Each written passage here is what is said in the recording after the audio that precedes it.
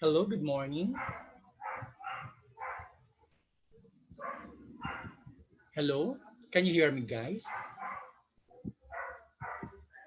Hello,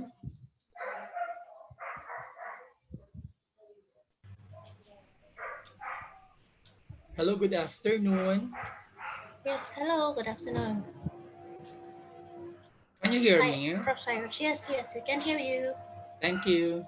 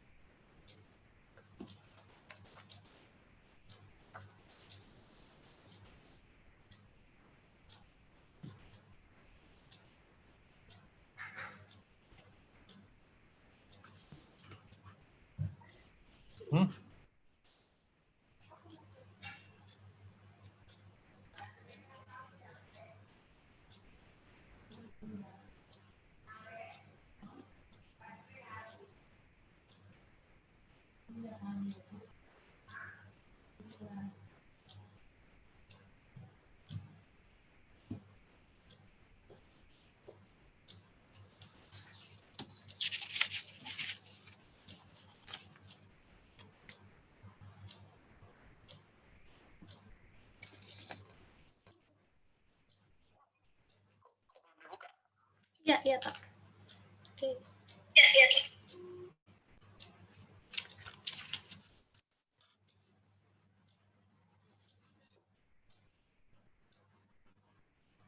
Oke.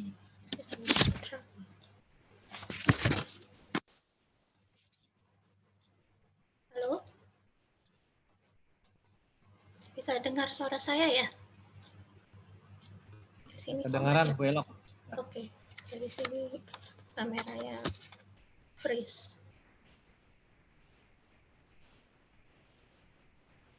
Oke. Bismillahirrahmanirrahim. Assalamualaikum warahmatullahi wabarakatuh. Waalaikumsalam warahmatullahi wabarakatuh. Good morning, good afternoon, ladies and gentlemen. May Allah keep all of us in His mercy and protection. Keep us bless us with success, health, happiness, passion, and strength. I'm pleased to welcome you to the International World Conference with theme Post-COVID-19 Business and Sustainability, Friday, August 7, 2020. And then we would like to welcome to our host and speaker, Dr. Muhammad Iksan Setiawan, STMM, Vice Rector Narotama University, and then Agus Sukocho, STMM, Head of Management Study Program, Narotama University, and then Joko Siono, PhD, Head of Master Management Study Program, Narotama University, and then Muhammad Isradi, MT, IPM, Mercu Buana University, Jakarta. We would like also to welcome our keynote speaker, Mila Tartiarini, STMMT, Proper Koordinator PT Indonesia Power Grati, Dr. Wesam Almadun, MPRC, Faculty of Civil Engineering and Built Environment, UTHM, Malaysia. And then Ibrahim Ramadan, Senior Project Manager in Ministry of Finance, Egypt. Dr. Muhammad Muhsin Kamal, Youth Parliament of Pakistan. Cyrus O. Ogorida, Director, GAD and Sustainability Development Program, Aksain Kalikasan, Philippines. Ladies and gentlemen, before we start the conference, please listen and sing together Indonesia National Anthem, Indonesia Raya.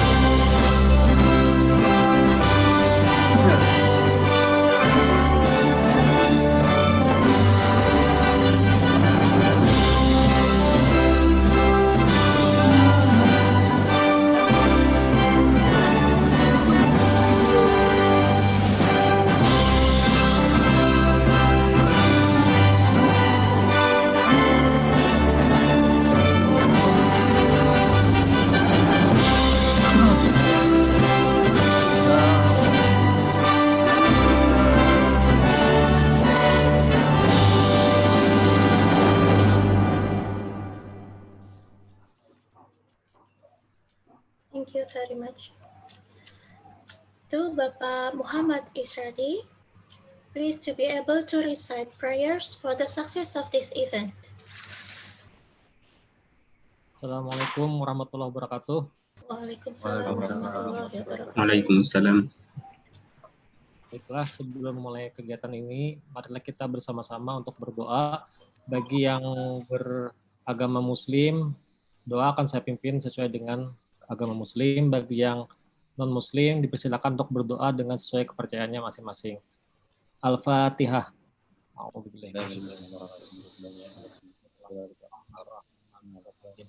Ya,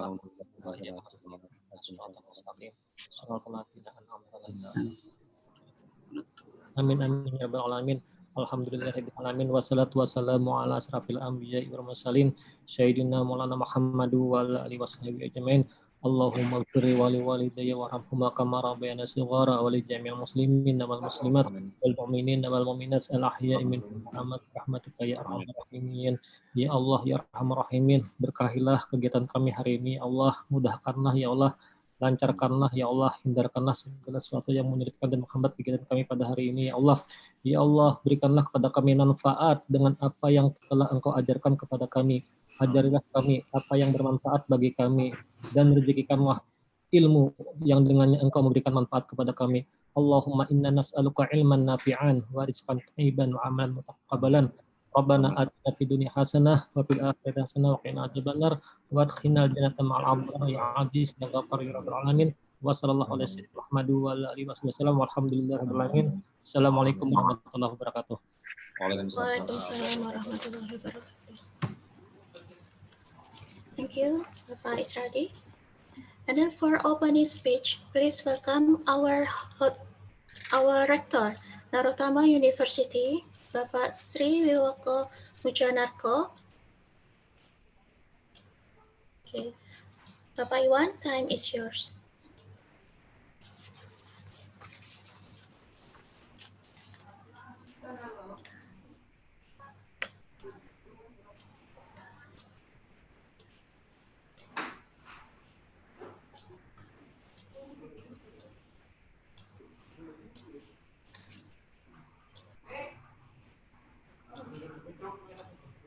Yes, Bapak Iwan, please give the opening speech. Thank you.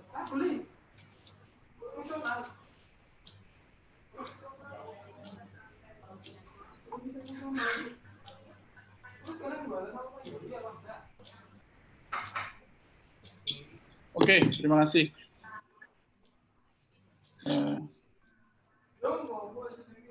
Ya, assalamualaikum warahmatullahi wabarakatuh. Waalaikumsalam warahmatullahi wabarakatuh. Salam sejahtera buat kita semua. Alhamdulillah pada hari ini kita bertemu lagi dalam acara International Conference yang mengambil topik Post-COVID-19 Business and Sustainability. Kami sangat bangga adanya kegiatan ini di sela-sela pandemi 19, di mana Narotama bekerja sama dengan Mercu Buana, Indonesia Power, bisa melakukan kegiatan bersama. Kegiatan ini senantiasa kita lakukan untuk kesekian kalinya, di mana hampir tiap minggu kita melakukan kegiatan webinar ini dengan melibatkan para praktisi, akademisi, maupun dari perguruan tinggi lainnya. Tentunya kami sangat berterima kasih kepada keynote speaker, Ibu Mila Tartiarini, ST-MMT dari Indonesia Power Gravity, Dr. Wesam Al-Madhun dari UTSM Malaysia, Engineering Ibrahim Ramadan dari Egypt, Dr. Moksing Kamal from Pakistan, Cyrus Okurida dari Filipina. Thank you. Welcome to conference seminar. Untuk selanjutnya kami serahkan ke panitia. Harapan kami conference ini bisa berjalan dengan baik, berjalan dengan lancar, dan saling memberi manfaat satu sama lain. Saya akhiri sambutan saya ini dengan mengucapkan Bismillah. Wassalamualaikum warahmatullahi wabarakatuh. Waalaikumsalam warahmatullahi wabarakatuh. Thank you very much, Bapak Rector, for the opening speech. And then our moderator today is Bapak Joko Suyono, PhD. He is a head of Master Management Study Program, Narotama University. After this, Bapak Joko Suyono will lead the event for the keynote speaker. Bapak Joko, time is yours. Okay, thank you, Ibu Elo. Assalamualaikum warahmatullahi wabarakatuh. Waalaikumsalam warahmatullahi wabarakatuh. Bismillah, ya, Bismillah, Alhamdulillah, la haula wa la quwata illa billah amal ba'du. Yeah. Good afternoon, everybody. So, I am Joko Suyono, as the head of the program of the Master of Management Narotama University, and in this time, I will be the moderator to lead this conference. Yeah. First of all, I would like to thank to the Rector and Vice Rector, and also for the keynote speaker. Yeah, there is Ibu Mila Tertiarini, ST MMT, Dr. Wesam Al Madun from the MPRC Faculty of Civil Engineering and Built Environment from UTHM Malaysia. So one day our student will go to Malaysia. Hopefully I can meet you for Dr. Wesam. And also with Engineering Ibrahim Ramadan, Senior Project Manager from the Ministry of Finance Egypt.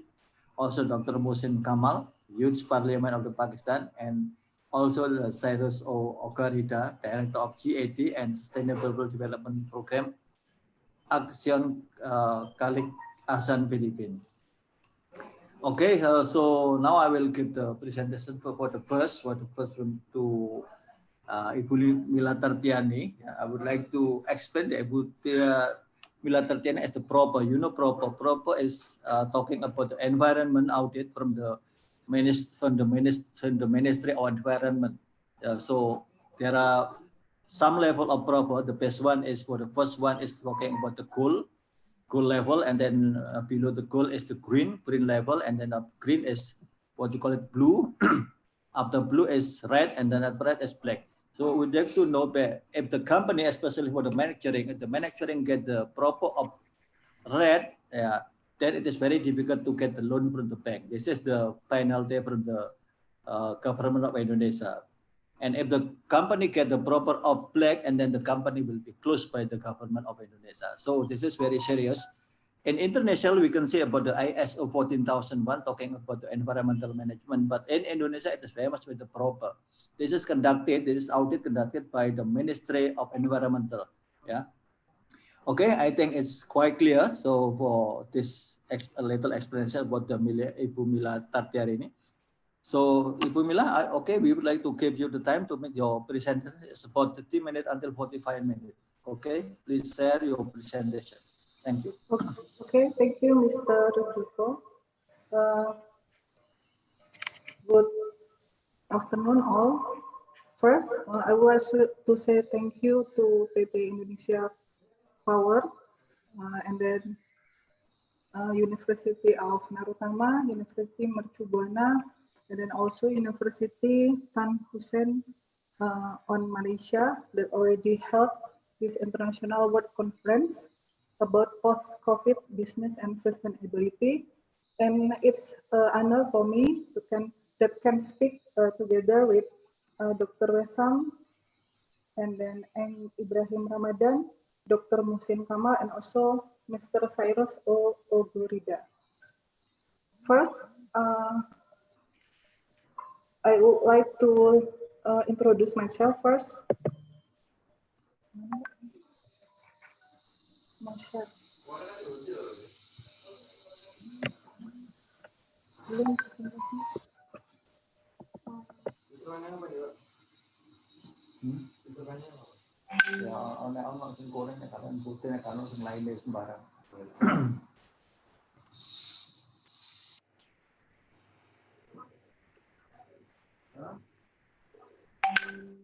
My name is Mila Tertiarini, as a governance expert for power plant in Indonesia Power, and then I also as a property coordinator.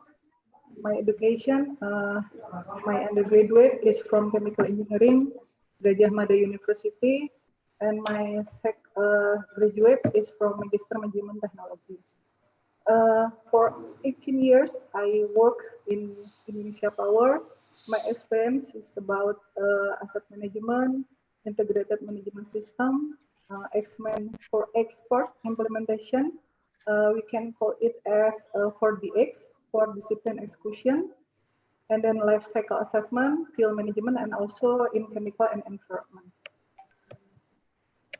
Our company, PT Indonesia Power, is manage many kind of power plant in Indonesia. We have installed capacity about 15,000 megawatt. We have hydropower plant, diesel-fired power plant, gas-fired, geothermal, steam-fired, and also combined cycle power plant.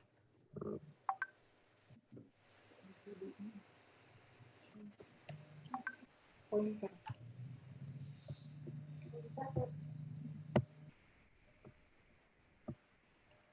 This is where Indonesia Power in East Java, we have 1,265 megawatt.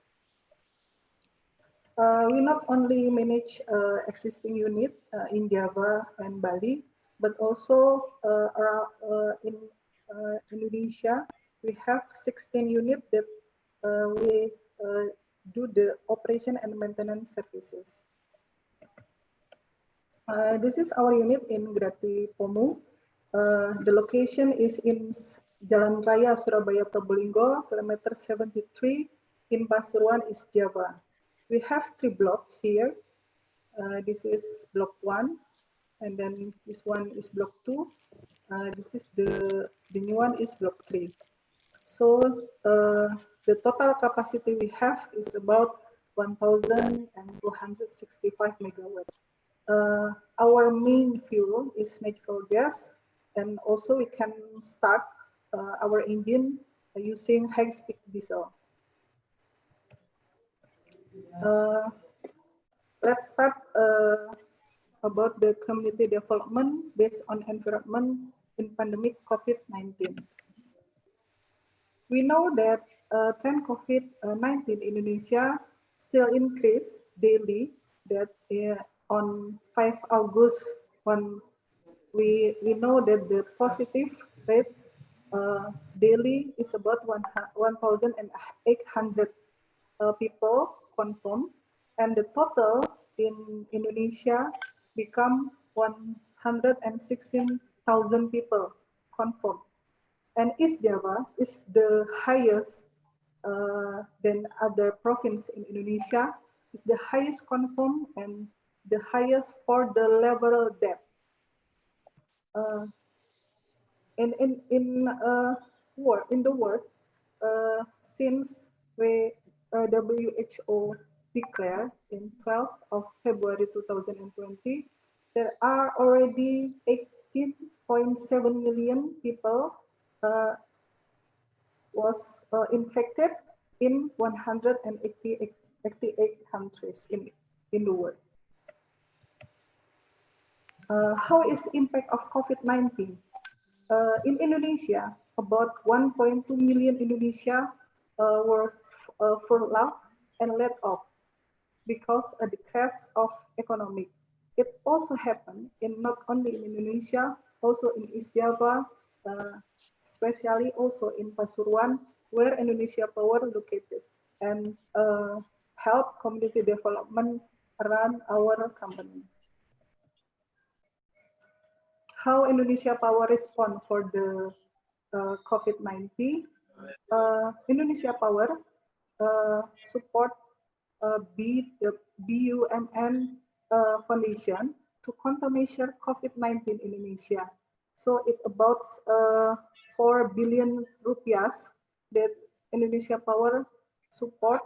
But not only that, we also using our social responsible our CSR to help community around our power plant. So we can see it from Apa kalau udah Java, Uno Sumatra, masih Bang. Kalimantan, Sulawesi, and also in Irian Jaya. Not only that, in Indonesia Power, we also sharing knowledge about COVID-19. We share about how the protocol using media online such as IG and YouTube channel.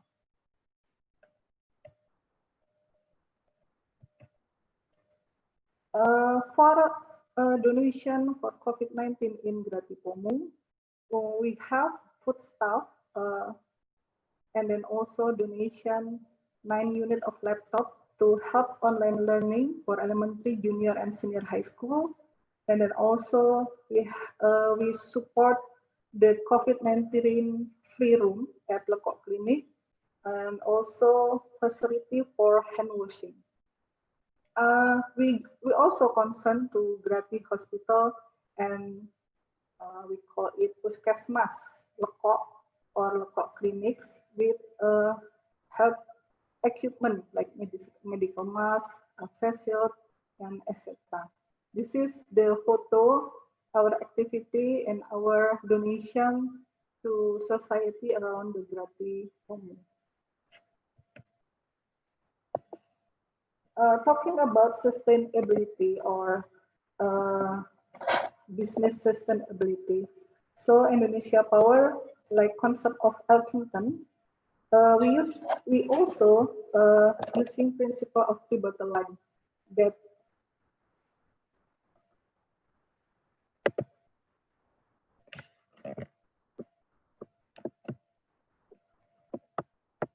the concept measuring the performance of business as in a holistic manner by taking into account economic performance measures in the form of profit gains, measure of social concern, and environment preservation.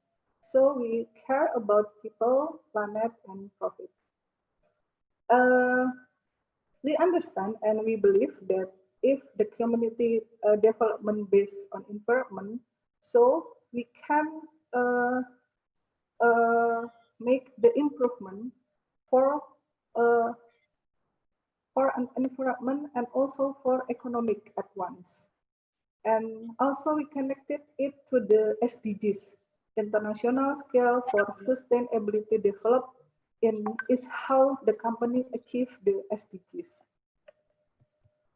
We understand SDGs, so it's that together by UN, it's maintain continuous improvement of the community's economic welfare, maintain the social life of the community, maintain the quality of environment and development, inclusive the implementation of governance that is able to maintain the improvement of quality of life between generations. There is several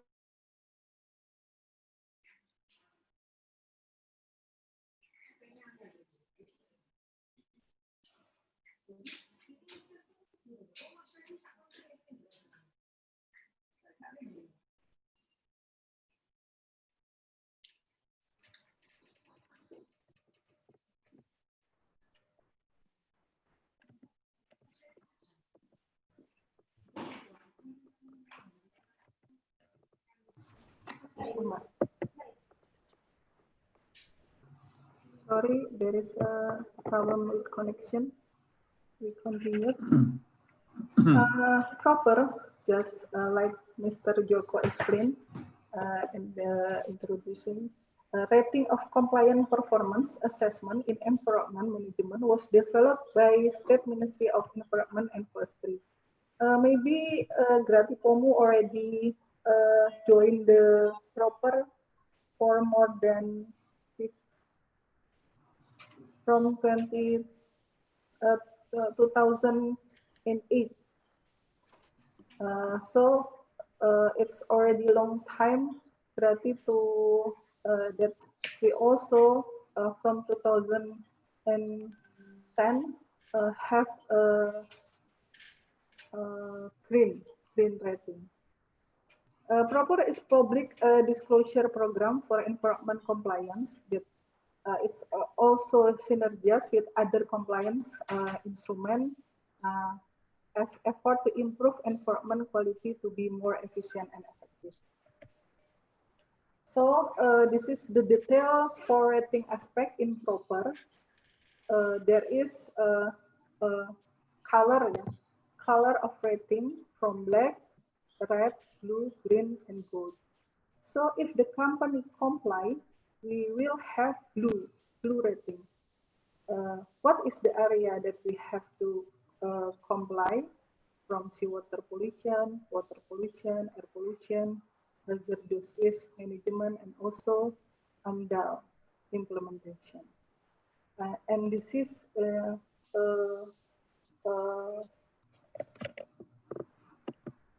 required from the Ministry of Environment and Forestry. And if we want to be an industry that more comply, we will have green and gold rating. What is the area about that? It starts from CSR, community development, waste utilization and resources conservation, and also environment management system, or ISO 14001. But it's voluntary. But I believe Ministry of Environment and Forestry succeed to ask industry to join this program. This is the term proper in 2019. So in 2019, there is 2012 industries join. 26 industry have a gold rating, and 174 industry have a green rate. In Indonesia Power Grati maybe already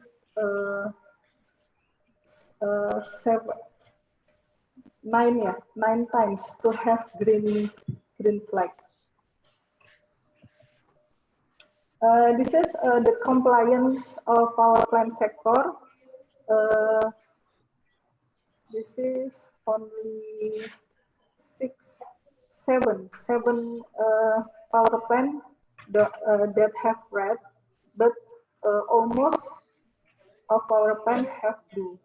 Around about 113 industry or power plant in Indonesia. Now I want to explain about the community development, because sustainability that we will explain next is not only for sustainability of Indonesia Power, but how we can help community to get through and survive in economic crisis. From Ministry of Environment and Forestry said that community development is a strategy to assess people, to identify their problems and find their solution. How we help people to help themselves. And new phenomena of proper ComDev is creating shared value or win-win solution, giving tangible and intangible benefit. So win-win solution between company and also community around the company. This is our vision and mission that our company responsible and friendly to environment and the corporate social responsibility as part of good corporate governance. We have 5 of ComDev mission. When we set what is the program for community development, we using PDCA principle: plan, do, check, and action. So first, we make a CSR policy, and then make social mapping, and then make program planning. Program planning not only for a year, but also for 5 years. So we can call it a strategic program. After we do the program and implemented it, we will check and monitoring and evaluation. After that, we action the sustainability of CSR program. So our program usually about 5 years. After 5 years, the program can exit, or we can find another program that will be have a benefit to community. There is many program of community, but I will explain about 5 community empowerment program in Gratipomu that we believe that it's have a benefit for a community. First is Biodiversity Park Jombang. We already have MOU with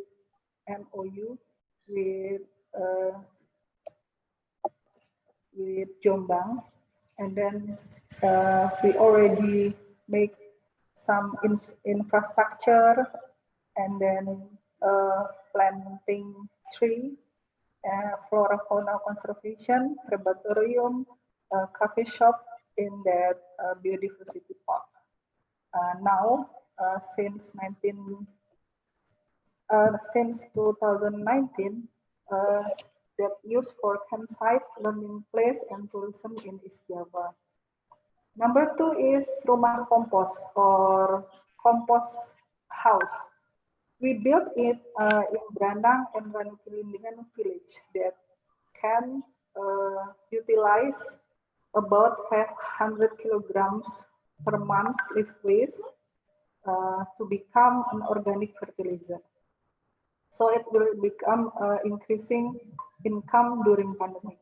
Number 3 is biogas cow-dung. Cow-dung is how the cow-dung, the gas, methane, we use it to gas for cooking. Bungkoh batik, creating batik using natural dyes from mangrove and produce batik mask during pandemic. And we know all that because we cannot contact directly, this is the selling CSR product by media e-commerce like organic fertilizer, foodstuff, and handicraft we use by online. This is our biodiversity park. Maybe this forum also become our promotion for all of you that stay in East Java that can come here. So in this biodiversity park, there is 130 species, and 12 of them is rare plant. This is maybe we can see the view of the biodiversity park. The benefit of this park is to keep the preservation of biodiversity as database place of species, amount of biodiversity. It is a good place for learning about flora and fauna for students, and then also ecotourism.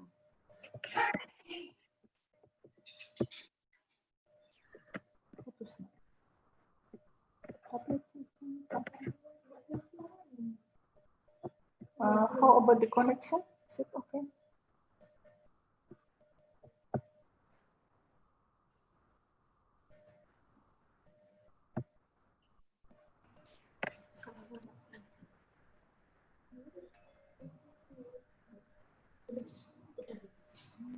I continue again. Problem again. This is the view of our biodiversity park. In the corner in here, there is a goal from SDGs. So in this community development aspect, we have 4.4 quality education that students can study in here, and then climate change. Number 15 is life on land. So how we planting trees, so it's become reduce the climate change.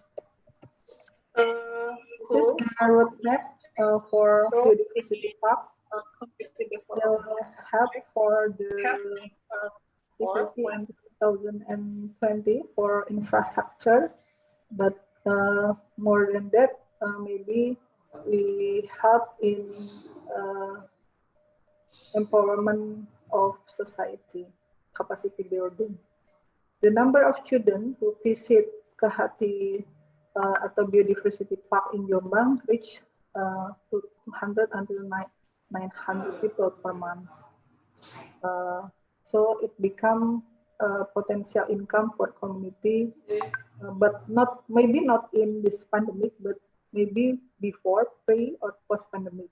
You can see the trend that in pandemic, the biodiversity park was closed.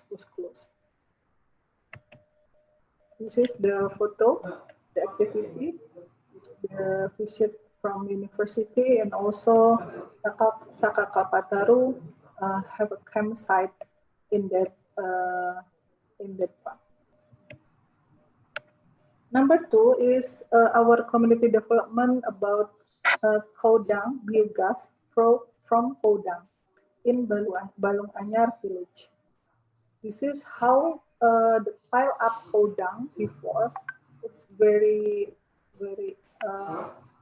fill up numpuk in here, and then we build bunker or tanker for digester the Kodang.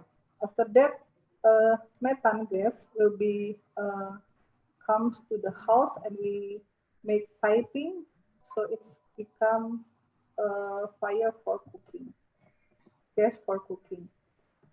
In people or society that have biogas Kodang, they not use LPG again, but using this gas. The ampas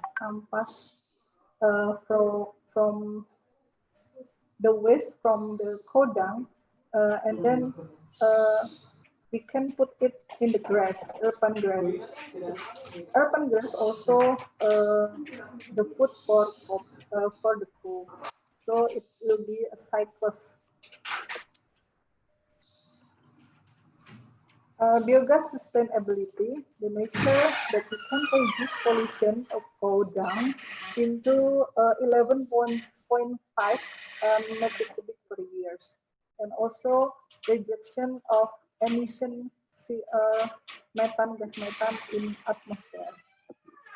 In economic, one of the cylinder or bunker biogas that can be used for 4 households contain 4 under 5 people. In society, there is a group of environment community. We have a kelompok or group, and there is 23% as pioneer from 7,000 population in Balong Anyar village. The SDGs goals is clean water and sanitation, affordable and clean energy, responsible consumption and production. This is our compost house, rumah compost. We built 3 in Grati in 2011, Branang Village in 2013, and Ranu Kelindungan in 2019. The total waste lift waste that we can proceed is reach 10 ton per year. This is the picture and the production. We have a monitoring and evaluation that until July 2020 is about 1,600 compost, or equal to 8 million. This is the compost sustainability. about that will being for 9% as pioneer for pension population in Ghana and Climate Kunjungan. This is for batik handmade.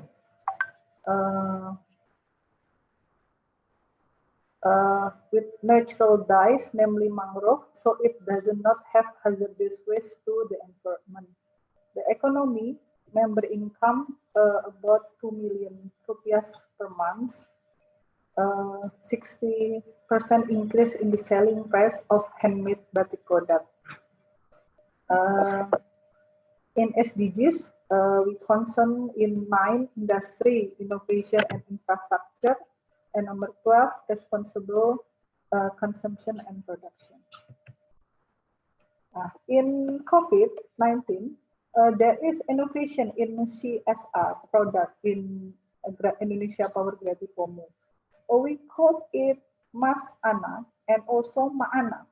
Mas Ana is abbreviation from Mas Anti-Corona.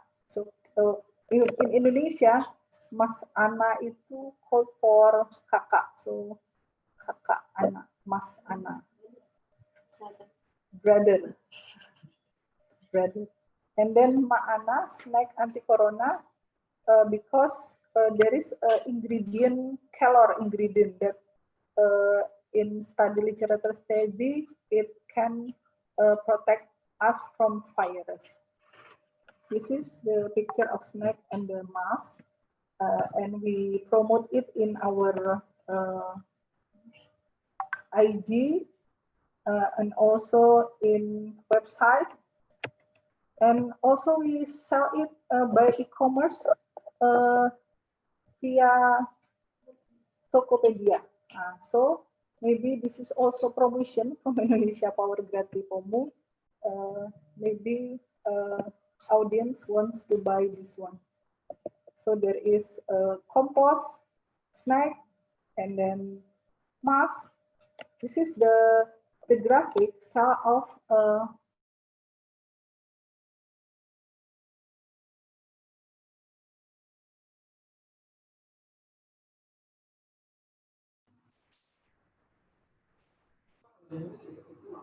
Yeah, hello, Kumila. Any problem with your connection?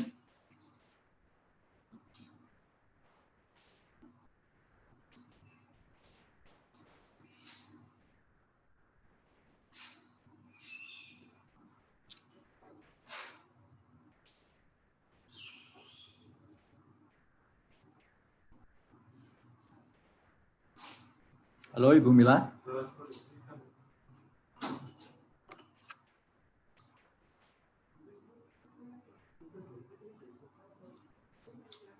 So, okay, because perhaps there is a problem with the connection from the Ibu Mila. We are waiting a little, and then if cannot connect again to this conference, then we will continue to the next keynote speaker. I don't know what happened with the connection of Ibu Mila. Ibu Mila is still here?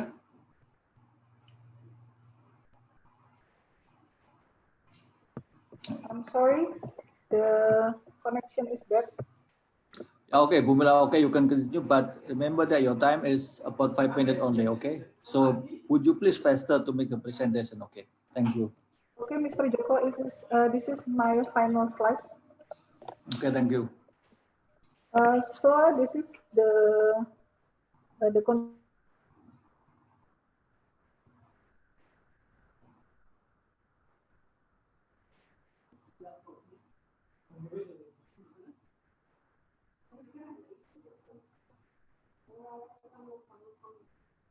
Yeah, hello Ibu, I cannot hear you.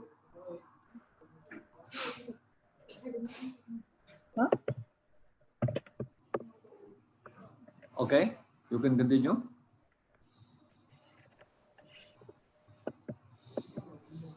So the community development have also contributed to the SDGs. We understand that we calculate all like total composting until from our start in 2011 until now is about 81.43 ton. But not very much for nation. So all of us have a responsible to give or to make system development also for the world. Our last slide is conclusion. The pandemic COVID-19 makes severe impact on economic of Indonesia, East Java, and also Pasuruan. Some program of community development based on environment in COVID-19 pandemic help community survive in economic crisis. Community development program also contribute to sustainability development goals. Thank you, Mr. Joko. Yeah, thank you, Ibu Mila. So it is a very nice presentation. So I would like to make a little summary about what Ibu Mila presented. Yeah. So first of all, we would like to talk about the integrated management system. In the manufacturing, we know that because my background is also in the manufacturing. In the manufacturing, we say about the management integrated system. It is talking about the integrated system between ISO 9001, ISO 14001, and also ISO 45001. This is talking about the safety management. So this is called, in the manufacturing, mostly we call it integrated management system. It consists of ISO 9001, talking about the quality management system, and also ISO 14001, talking about the fourth environmental management system, and also OSAS 8001, and now become to the ISO 45001, become the safety management system. And then we call it in the industry about the integrated management system. Ibu Mila also talking about the SDGs. SDGs is the program after MDGs, and then we continue to be the SDGs. SDGs from the United Nations program. This is for the SDGs should be 100% water, 100% of the pure water, and zero about the dirty, and 100% access to the sanitation. This is talking about the SDGs. By the way, this is also talking about the proper, as I told previously, proper is talking about the environmental audit by the government, the Ministry of Environment and Forest. So the highest one is talking about the proper is in the goal. Some company in Indonesia also has the proper goal. Try to get the, what you call it, the level of the proper of the green, because I also handle the proper in my company, but I would like to get the green rapport of the proper. I make the plan. At the time I plant a lot of mangrove tree. Yeah, at the time I plant a lot of mangrove tree in order to increase my proper become from the blue to the green. But I don't want to continue to the gold because now the condition of company is not enough to cost about the money to get the gold.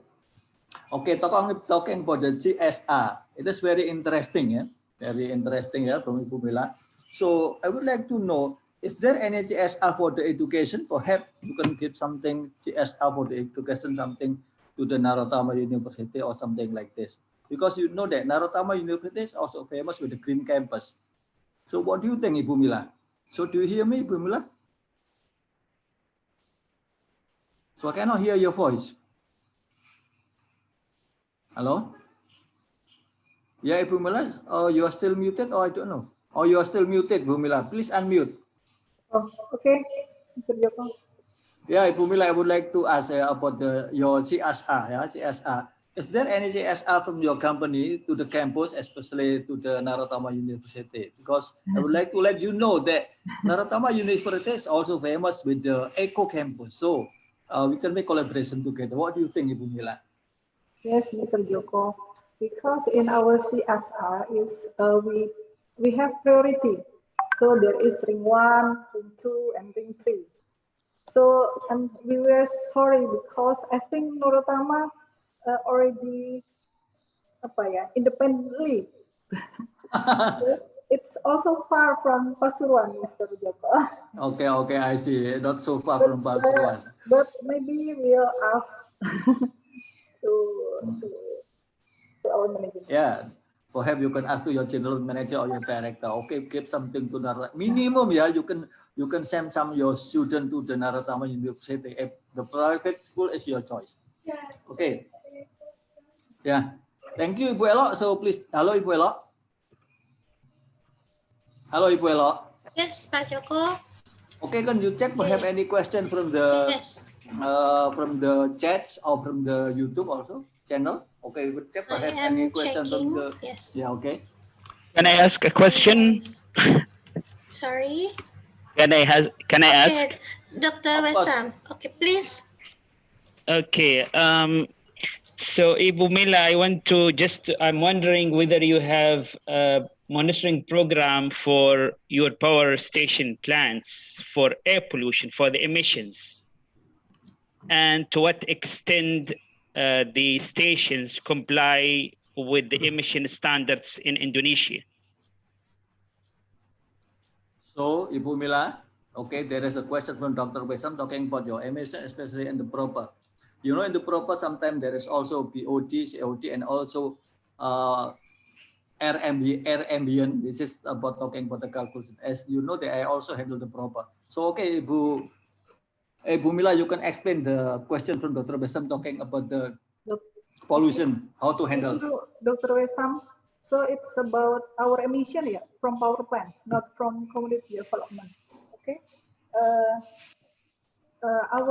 We have monitoring for emission. So we also have a CHAMS or continuous emission monitoring system.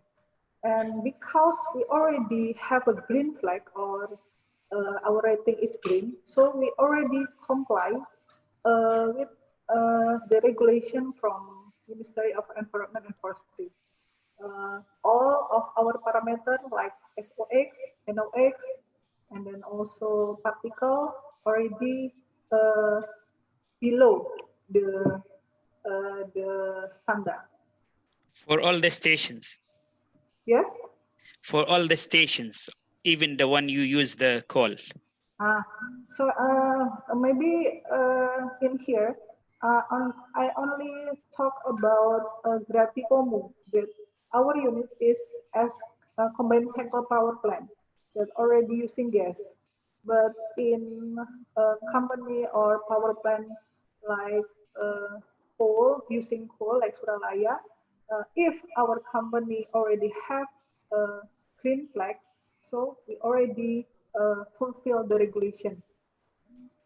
And what about the carbon dioxide level? Maybe we can see in my presentation.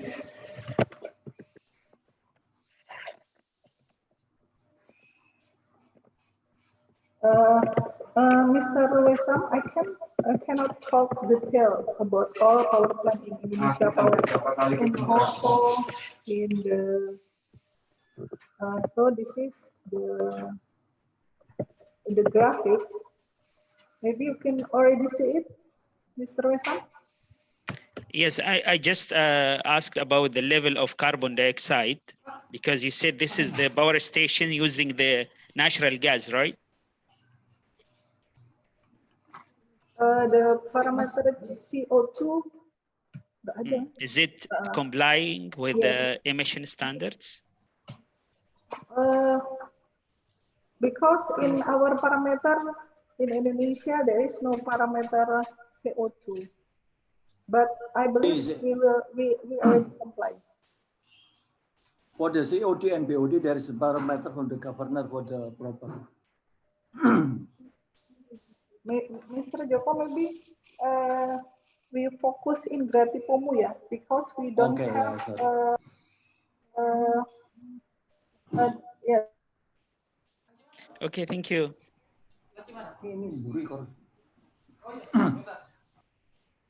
Dr. Wesam, perhaps any more question? Is it clear enough? So yes, I would yes, like to, yeah, I would like to again to emphasize about Ibu Mila answer that in Indonesia there is a proper some parameter also about the BOD, COD, and the air ambient. Air ambient sometimes is measured by the Ministry of Labor, something like this. But this is in manufacturing. But I don't know clearly about in the what you call it, the energy system.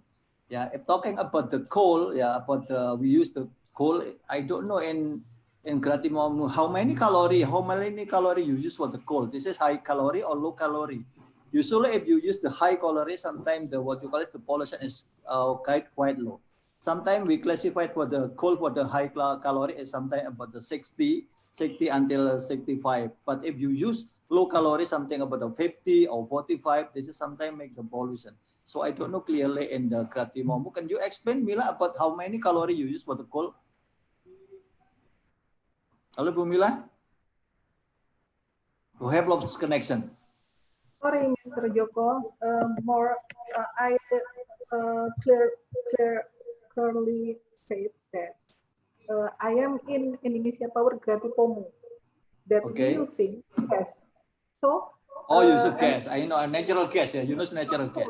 Yes, but for our calorie for gas is about 1,080 kilocalorie per MMBTU. Oh yeah, this is what I mean is talking about the quality of the quality, not talking about this one. Not coal. Not the coal. Oh, you use the natural gas. Yes, and also high-speed diesel, but it's only but our main is fuel gas, natural gas.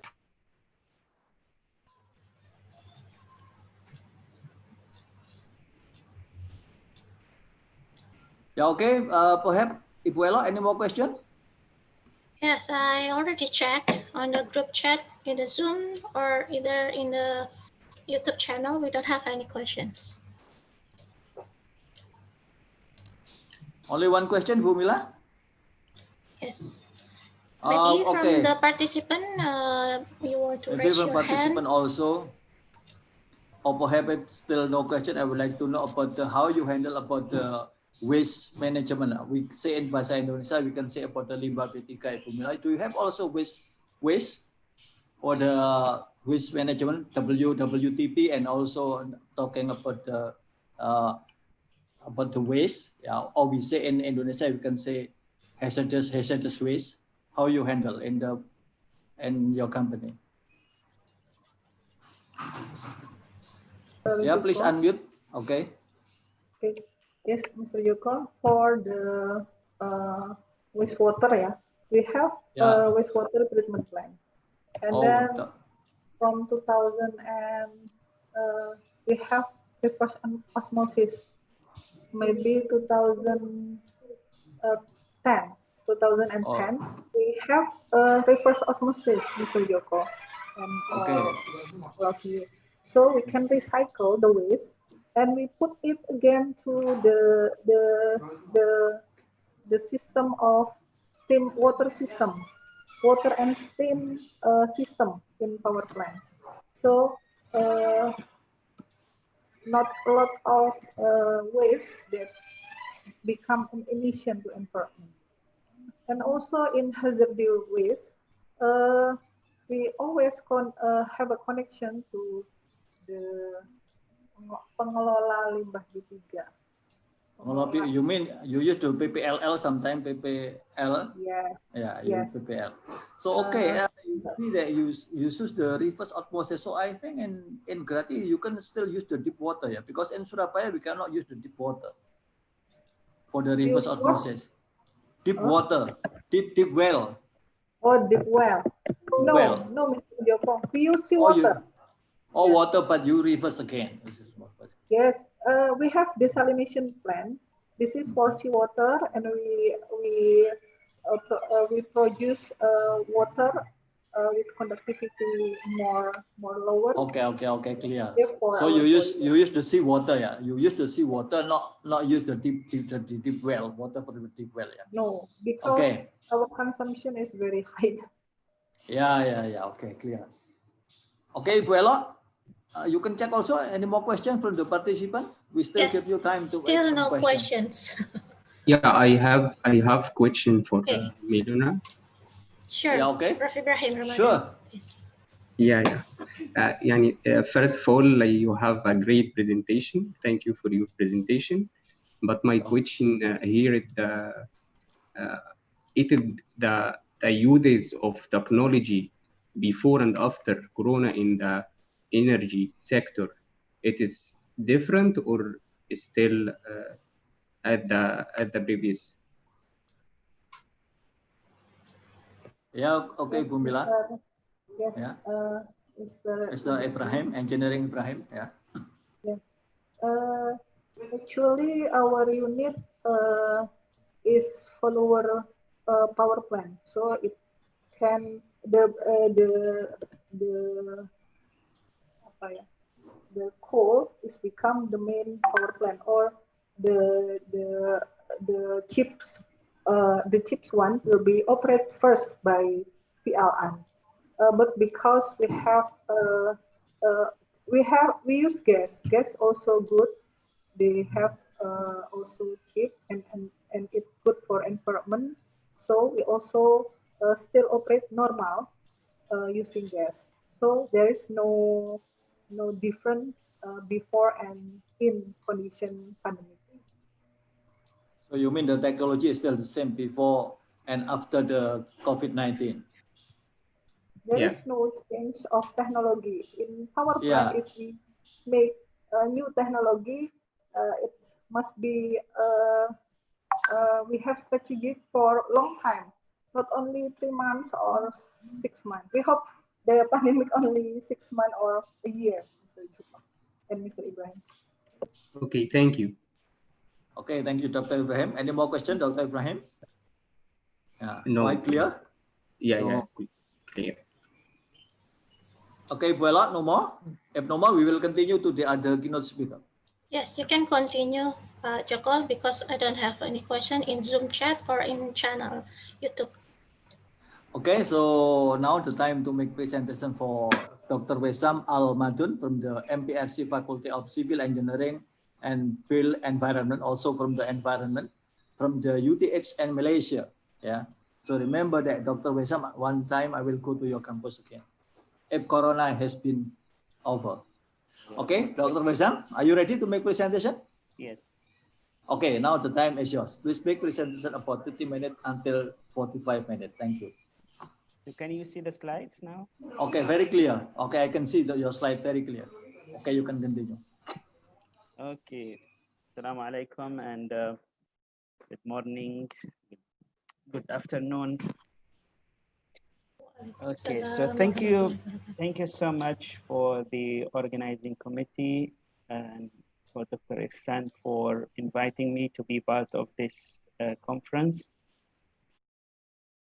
So today I will present on COVID-19 business and sustainability. So I'll be talking a bit on the economic impact and linking it to the sustainability aspects, and will present some of the concepts for the green business.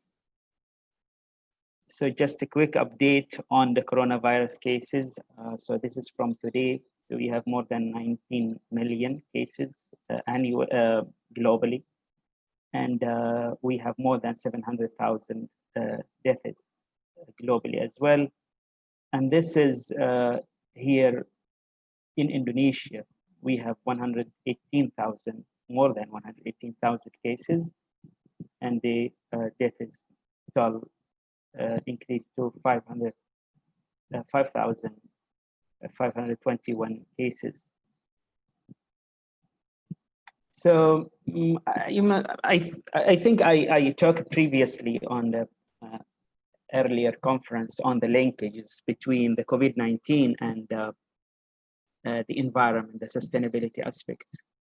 And there is a lot of arguments on the origin of the virus and how it is spread, but definitely there is a kind of an agreement on the influence of the environmental pollution and the imbalance in the biodiversity, which caused by the human activities and led to the virus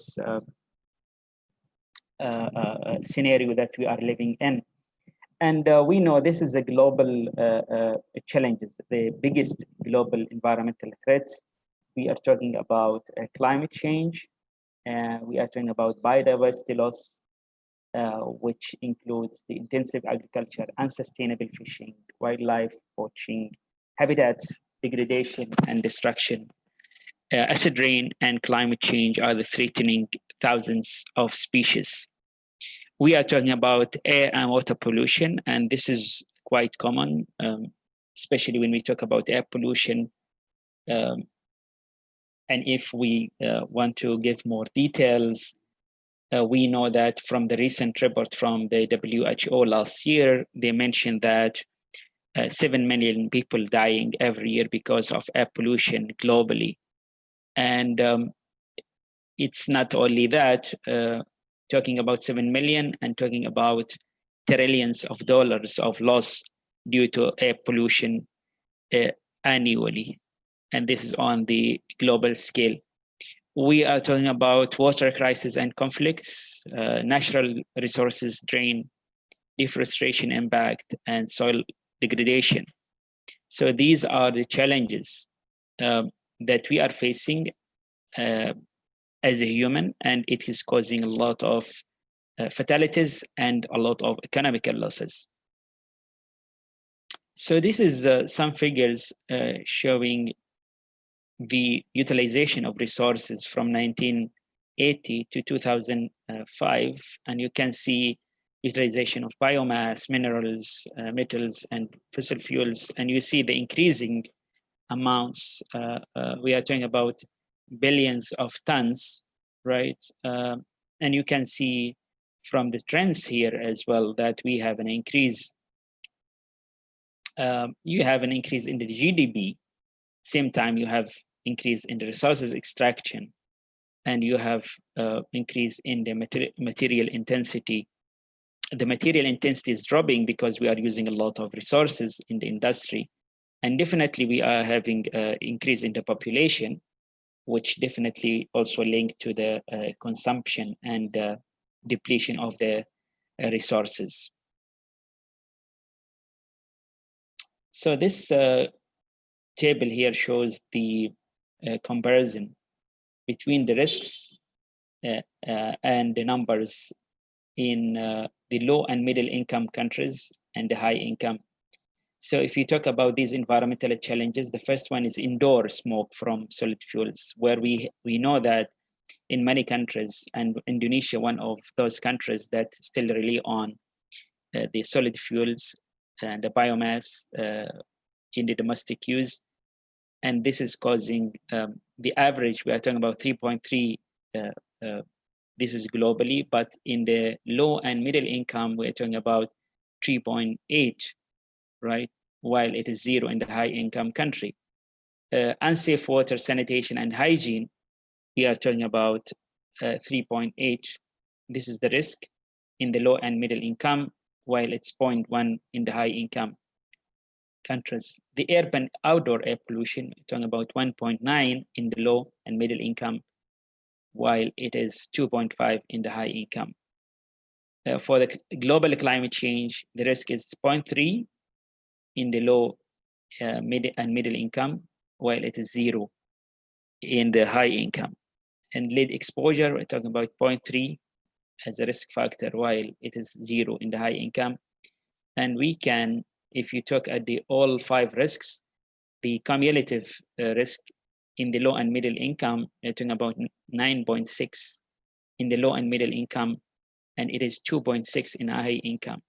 Means basically the bottom line that the poor is paying the price of the environmental depletion, and we see the risk in the low and middle income countries, it's almost triple the risk factor in the high income, while if you talk about the resources utilizations, it is more on the high income country rather than on the low and middle income, which is not fair when we talk about the sustainability concept, which the social justice is one of the pillars of sustainability.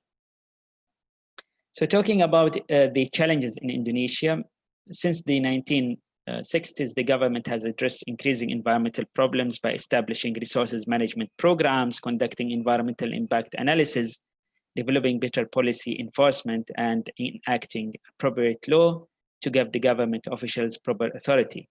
Despite these efforts, overlapping competencies among the government departments and legal uncertainties about the departmental jurisdiction have slowed the progress against the environmental degradation. So talking about the COVID-19 and the impact, the socio-economic impact in Indonesia as a result of the COVID-19 related spending, this year budget deficit in Indonesia is expected to increase from the initial forecast of 1.8 of the GDP to 6.3%, with a government expecting a 10% drop in revenues. And this is a huge on the economy in Indonesia. Meanwhile, the IMF estimates that the economy will contract by 0.3% this year before recovering with a growth of 6.1 in 2021. So this is quite all numbers about the COVID-19. We just mentioned the recent one. So the impacts when talking about Jakarta, where it is the capital city of Indonesia, the hotspot of the foreigners to reside in, COVID-19 is generally believed to affect the Indonesian middle class and up.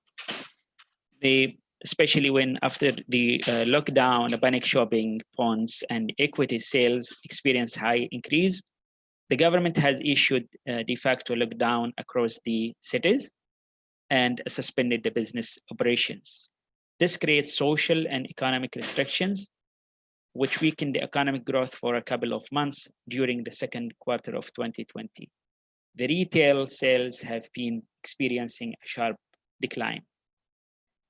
The impact on business, and this is quite related to Indonesia and globally as well, since the COVID-19 originated from China, the manufacturer of the world, it is safe to say that the pandemic widely affects the global economy. The biggest impact can be felt by the tourism sector.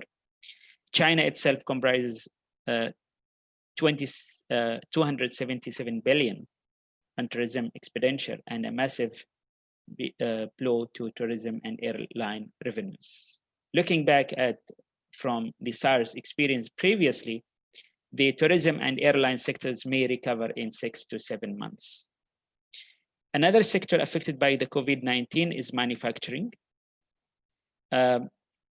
According to the data sourced from Bloomberg, shows that China manufacturing and services, the Purchase Managers Index, experienced a sharp decline in February 2020.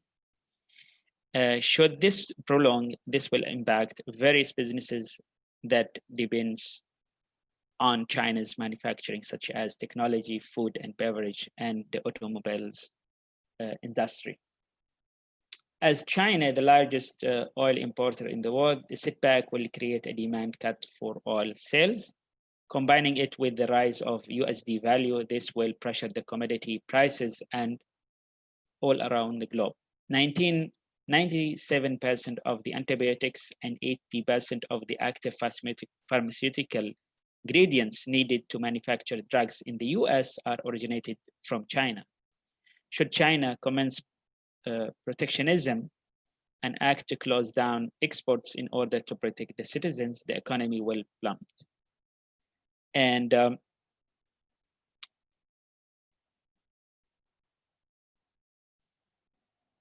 so the retail and commerce sector also has been experiencing a negative impact, not limited to big companies like Walmart, and this is related more to the US economy. The social distancing result in less offline traffic, reducing the retail sales that are not parts of the non-essential products or services. In terms of impact on export and import of oil, the COVID-19 outbreaks create a severe impact on the commodity prices, plummeting 23% from the normal prices. The price of oil is falling because of both supply and demand during the COVID-19. As stated before, China is the biggest consumer of oil, slumping the demands for oil. However, the OPEC lines with Russia has collapsed, resulting in low prices of oil. Saudi Arabia is reportedly charging USD 10.25 per barrel with a minimum profit considering the production cost of USD 9.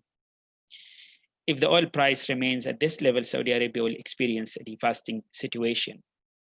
To prevent this, they can increase the oil price, use up reserves, or borrow money. The low price can also affect the situation of many countries that import and export oil. So talking about the future, the impact on the investment and the smart way to invest, the COVID-19 is an unquantifiable risk.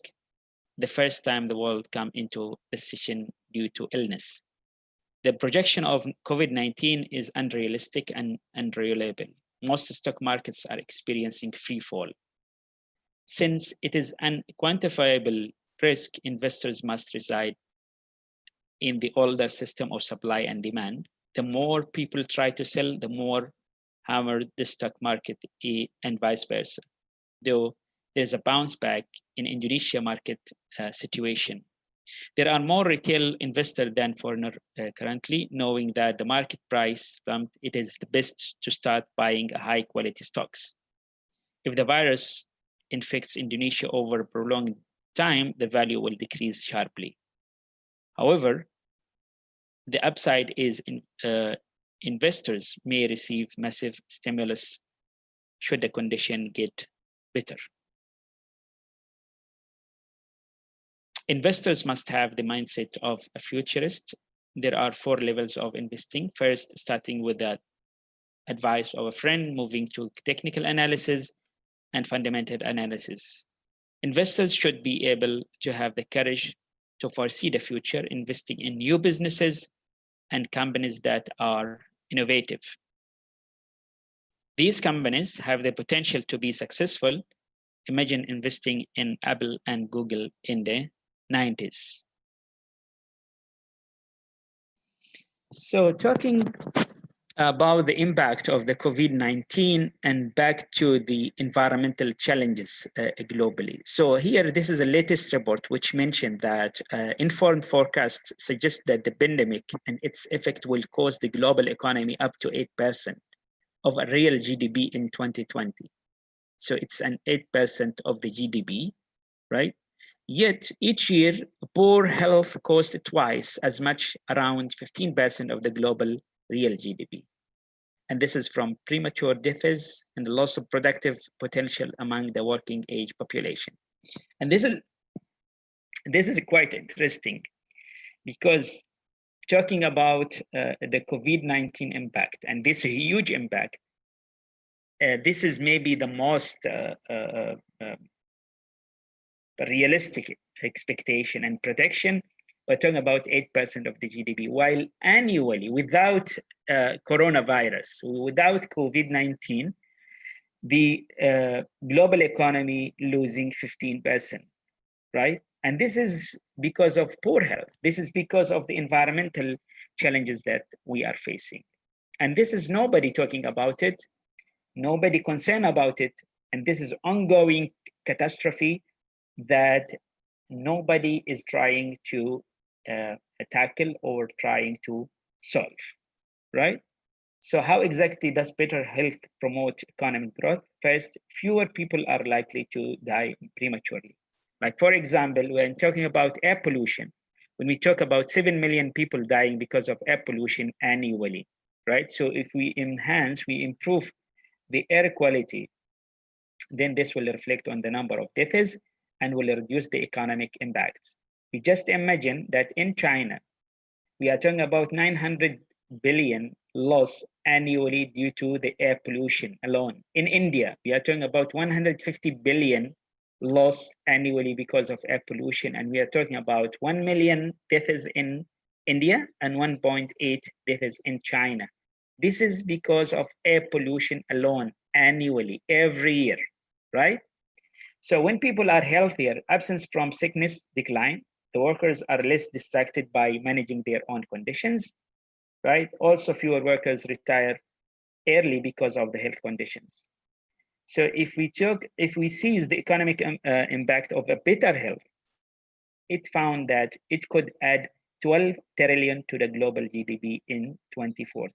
You just imagine, instead of losing 15% annually because of the poor health, because of the environmental challenges, if we improve the health, we will save the money, we will save the health of people, we will get a $12 trillion an extra to the global GDP by 2040. So what is the way forward? Talking about business, COVID-19, it is definitely, we are talking about the sustainability, sustainable development. Why it is important? Because when talking about sustainable development, we are talking about balancing the economy needs with the environmental protection needs, with the social needs in terms of the social justice. And social justice, we are talking about all aspects of the environmental resources, the right to breathe, to drink quality water, to breathe a good air, right? At the same time, to get their own needs, not only for the current generations, but also for the future generations. So it is not really complicated, because some people, they argue like it is complicated, it is difficult to find the balance. I think if we tackle the sustainable development in a positive way, right? So it's not about closing and shutting down the industry. It's not about going against the industry. It's more on finding the balance, right? So the industry aim to get profits, right? But same times we have to maintain a good quality of life, a good quality of the environment, so that we save the people, right? So this is an integrated efforts. This is a collective responsibility of the government, the industry, the people, the NGOs, the academic institution, right? So I'll just give some examples, right? The industry should not be so greedy that just they focus on profits and they don't care about the environment, right? Because if we see on the national level, if a country like, let's give the example in China or India, because this is a established and credible number. So when the country is losing 900 billion a year dollar, right, because of air pollution, one example, and 1.8 people dying annually. So who pay that amount of money? When you talk about 900 billion, it's the government, it's the national economy. Everybody is losing, right? So when talking about the profits for the industry, the profit alone is only getting that share, right? They might pay tax for the government. I don't know, it depends on the country tax level, 17, 10, 20%, right? But the loss will go to the government, will go to the people. It's not only about monetary, it's about the environmental and the health of the people, right? So the government should be a share, the industry should do and contribute their share, so that we can protect the environment, we protect the health, and we save the budgets being spent on the poor health, which definitely result because of our human activities that harm the environment. One more thing which can help also the industries, and reflecting on the talk previously by Ibu Mila when she talked about the CSR project, I'm always wondering and asking why the government can't consider the environmental pollution control strategies and devices as part of the CSR project, so that we can help the industry, right? And to me, this is the best CSR project that can be done, because we are protecting the people, we are protecting the health, we are also saving money, right? One more initiative, and in some countries it's applied, that those industries that abide to the environmental protection, they get some incentives in terms of tax incentives, and also in some countries they are getting loans with no interest, so that we can help, the government can help the industries to control the pollution, which again, it will reflect on the whole country. So here I got some ideas from few articles about like ways to make business truly sustainable. This is for the post-COVID-19. So definitely, first we are talking about flattening the curve because before we can control the COVID-19, the infection rate, nothing can move. Second, we are talking about engaging with local community at the grassroots level. Because, you know, talking about sustainability concept, it's all about the community. Because even when we want to meet the needs of the people, it's the community, right? Talking about the environment, why we want to save the environment? Because we want to save the people, right? It got some elements of biodiversity, but basically the human is the most important element in the ecosystem. So the third part is realizing the global impact of your actions, our actions, right? Because many aspects of the challenges, especially when we talk about climate change, it might have, we might have some activities locally, but definitely it is causing troubles to the global, right? And when I asked Ibu Mila about the emission of carbon dioxide, because like it's known when we use even natural gas, it's expected that the carbon dioxide level will increase.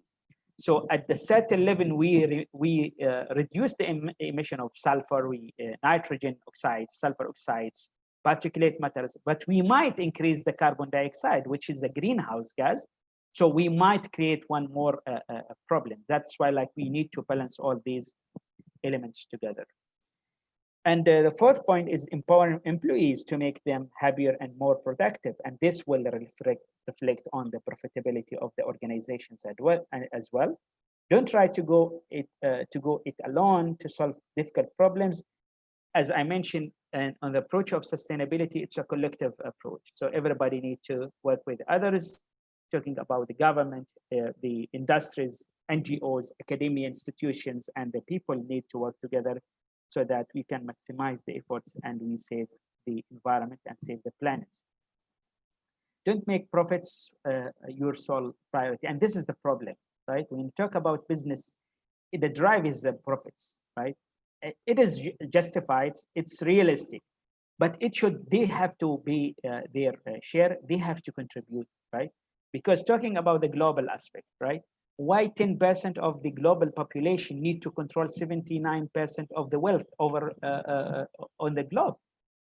So this is totally unfair, right? So when we focus only on profits, we are focusing on increasing the wealth of the 10%, right? And we are neglecting billions of people. So this is also the business people, the industries needs to have some ethical approach in tackling the business. It is good to have profits, but same time, they need also to invest on limiting and controlling their pollution that being released from their entities. Definitely, the green concept, the green business need to be applied and implied so that we can save the environment and save the people. Some other ideas about shaping a sustainable post-COVID world. We are talking about be useful in all that you do, all of the time. And this is definitely when we think about being useful, means we can't create harm to the people and the planet. Energize citizens around and share vision of a thriving society and planet. Again, we need to work with the community, right? Because talking about meeting the needs, talking about protecting the environment, and definitely performing justice, that is the main concept linking to the society and the community.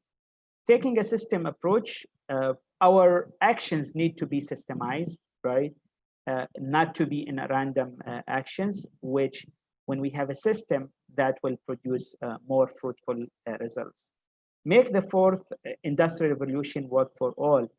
And again, this is one aspect that can be utilized where many people now talking about the digital economy.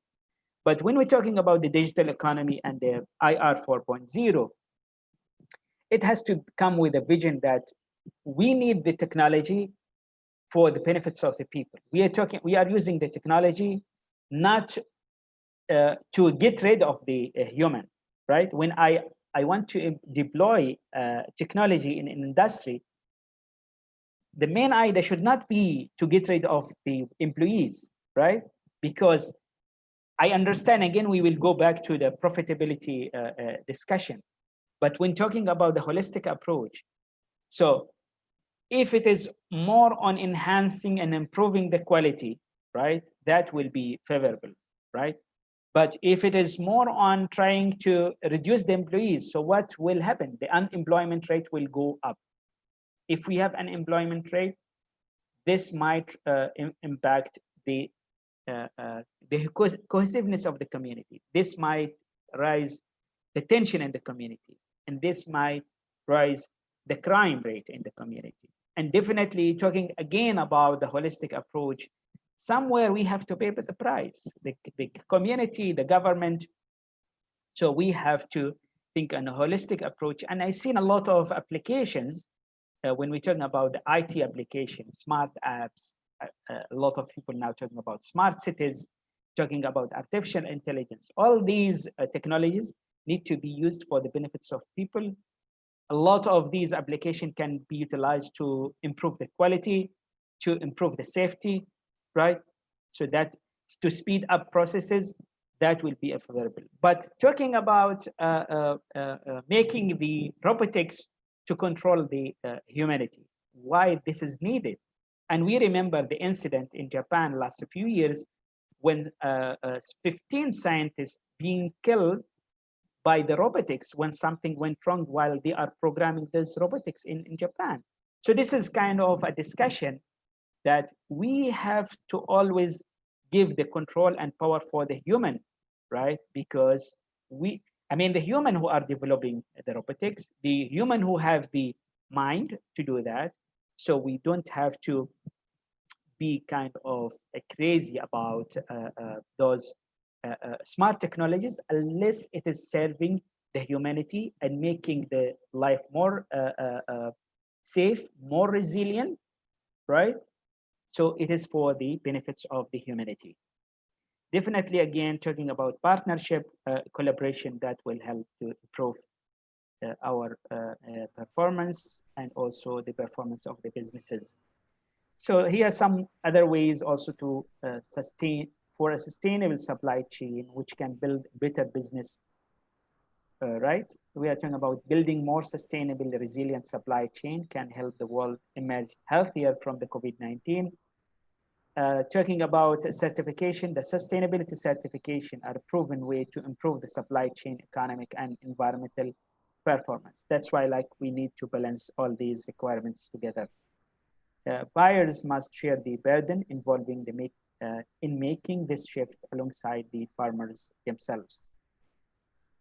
Measure continuous improvement to help farmers and companies mitigate risk and build resilience. This is more linked to the agriculture sector, which is very crucial to make sure that we have food security in the country at the state level, at the city level, and the global level. So be transparent and accountable. What you see is what you get, right? Because as I mentioned again, when talking about the business, the industry need to be transparent and accountable for their actions, for the pollution that they produce. And the final point is share the benefits and the cost of sustainable production. So here are some. Sorry, Dr. Wesam, you still have 5 minutes. Okay, please yes. start Okay. your presentation. I'm concluding. Okay. Thank you. You're welcome. So here we have some green concepts, right? And the first one I included here, it's education for sustainability, because we need to educate people. We need to increase the awareness of people about sustainability, why it is important, why it is crucial to be applied in our lifestyle. In terms of projects, we are talking about gardening, landscape, and biodiversity. We're talking about transport sustainability project, where we have to have sustainable transport so that we can reduce the emissions, noise, and we create a more safe transport system to make the city more sustainable. Talking about clean water, talking about recycling related sustainability projects, And definitely this is one of the crucial aspects when we're talking about a lot of waste. So one of the ways to extend the life cycle of the products is to recycle them. And that will reduce the amount of waste, will reduce the amount of the land requirement to build the new landfills. And we know there is a lot of technologies nowadays which promote the waste to wealth approach or waste to energy approach, where you can use the waste and you can produce energy, you can produce, you can kind of reuse them again, so that you can reduce the amount of waste. Green energy projects, which will replace definitely the traditional way of producing power, like the coal, diesel, and all these petroleum products, and that will reflect on like promoting the solar energy and all aspects of the green energy.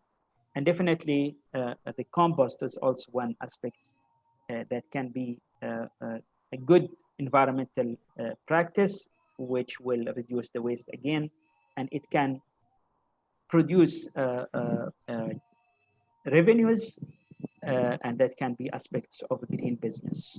So I think this is what I wanted to share, and I would like to thank you all again for the audience and for the participants and panelists, and I will be happy to answer if there is any question on the presentation. Thank you so much.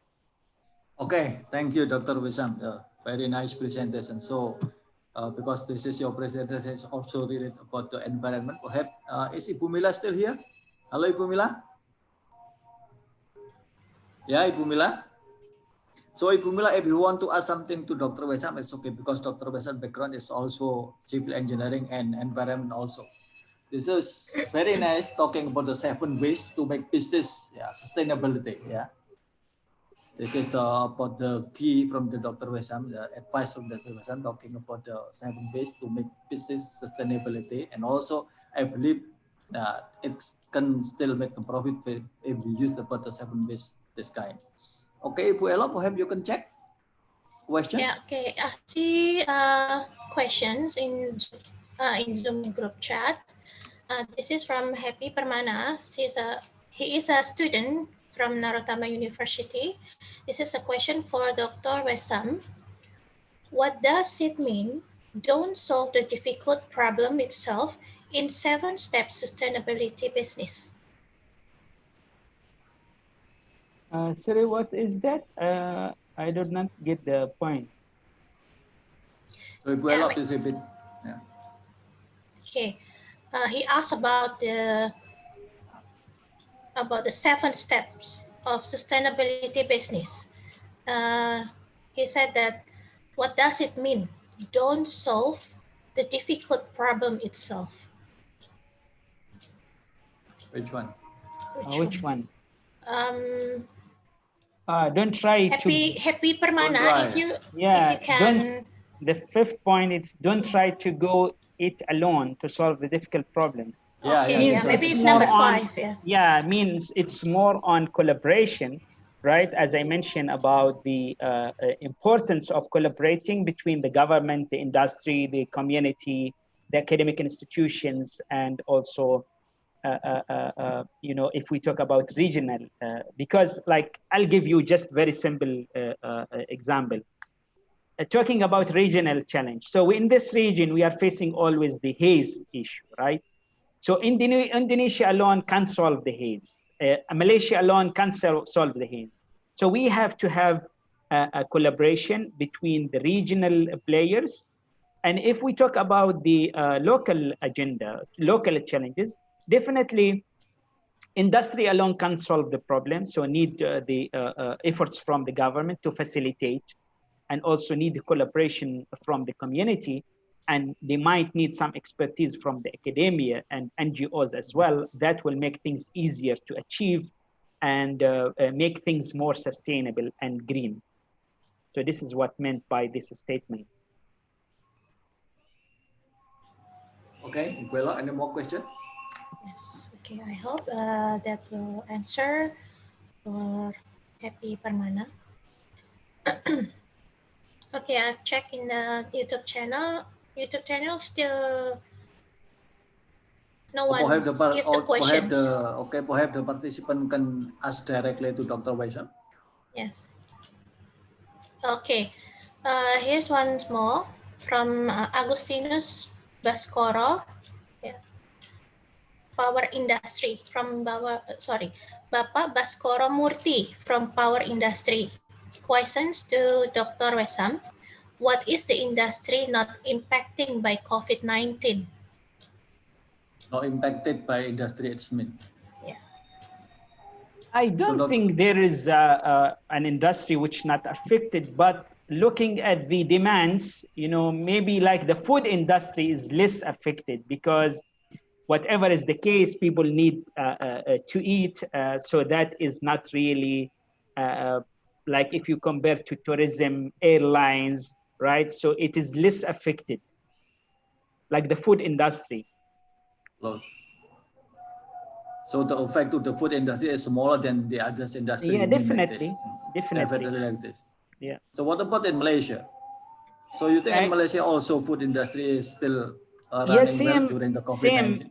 Same, but like in Malaysia, it is a bit like a more positive scenario because like Malaysia now considered to be in the recovery stage because they, you know, alhamdulillah, they managed to control the infection rate. So now it is more like most of the business opening back and it is like more on the recovery stage rather than in the lockdown stage. So I think the business is recovering and the country is recovering. Might be the influence on like opening the borders, the movement of people, movement of you know this the services or goods. It's still like limited, but overall, if we talk about the local industry, so it's more like we are talking more than I think more than 90%. It is already back to business. Okay, thank you, Dr. Wesam. So this is the answer from Dr. Wesam to Papa Baskoro. So any more, Ibu Ella? No, there's no questions in YouTube or in the Zoom chat. Okay, if there is no more question, perhaps at the end of this presentation, some participant can also make a question to the previous keynote speaker. Okay, Dr. Wesam, thank you, and please everybody to give the virtual applause to Dr. Wesam, please. Thank you. Yeah, thank you so much. Thank you. Yeah. Thank you. So for the next keynote speaker is Engineering Ibrahim Ramadan. So okay, Ibrahim, so are you ready to make presentation? Hello.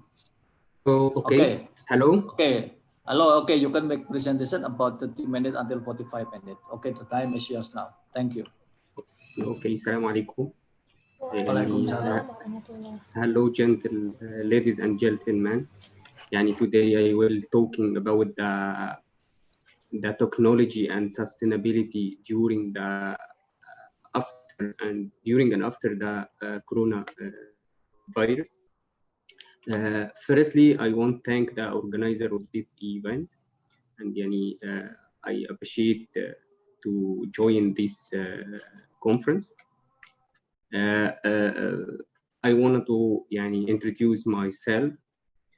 I am Ibrahim Ramadan, senior project manager in Ministry of Finance, Egypt. And by the way, the time now in Egypt, it's 10 a.m.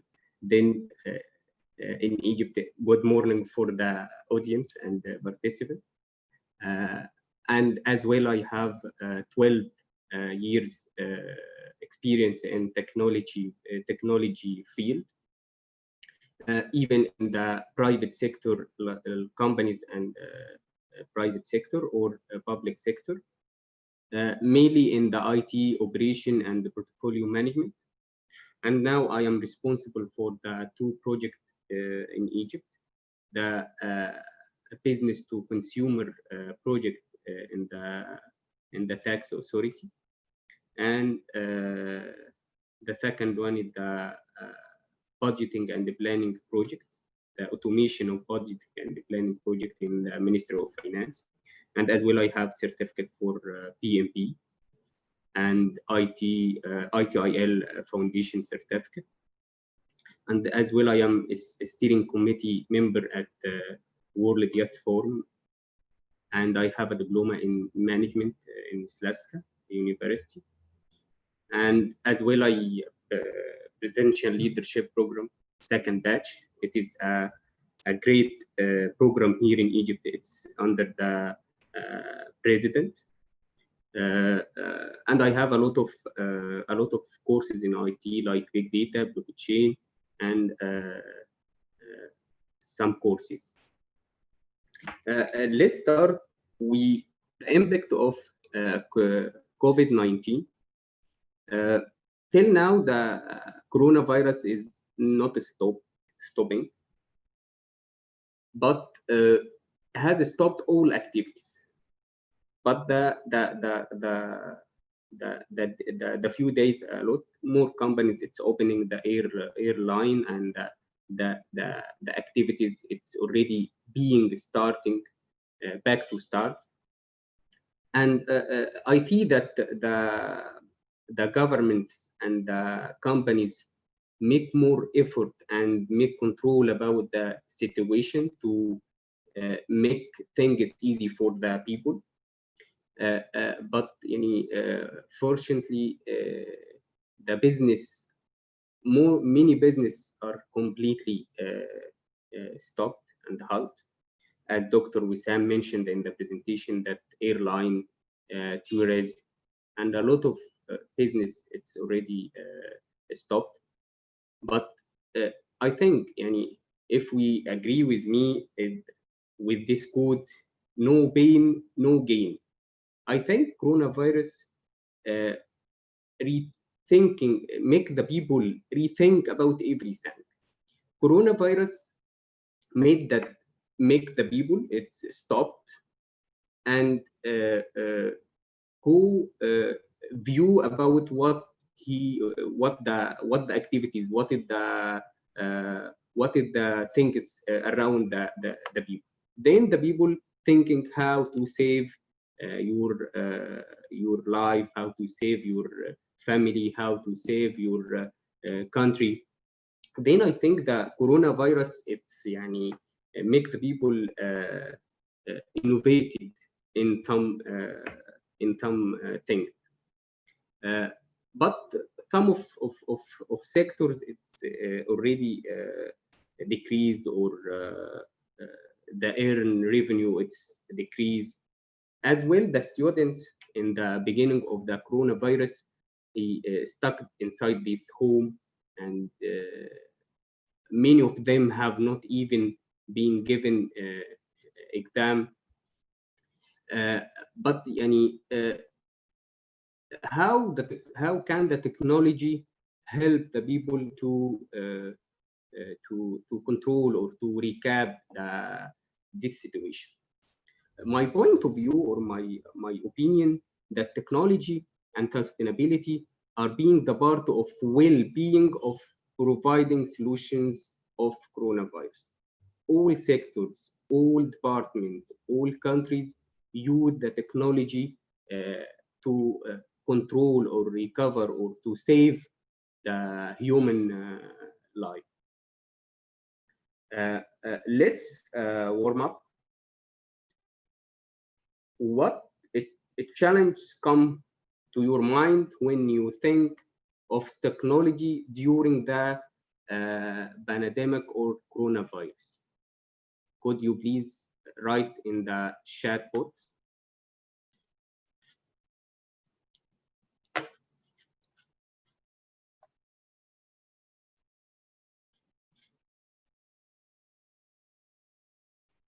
Anybody write anything, please? Could you please tell me if anybody can tell us what is in your mind when thinking of technology during the pandemic or coronavirus?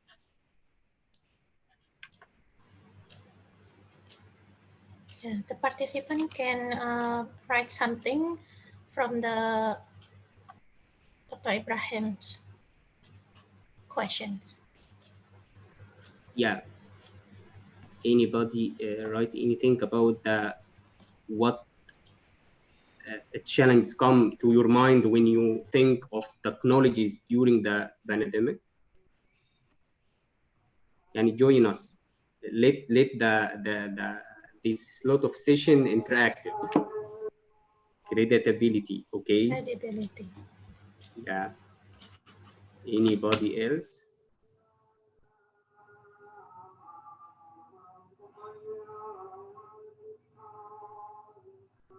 Anybody else?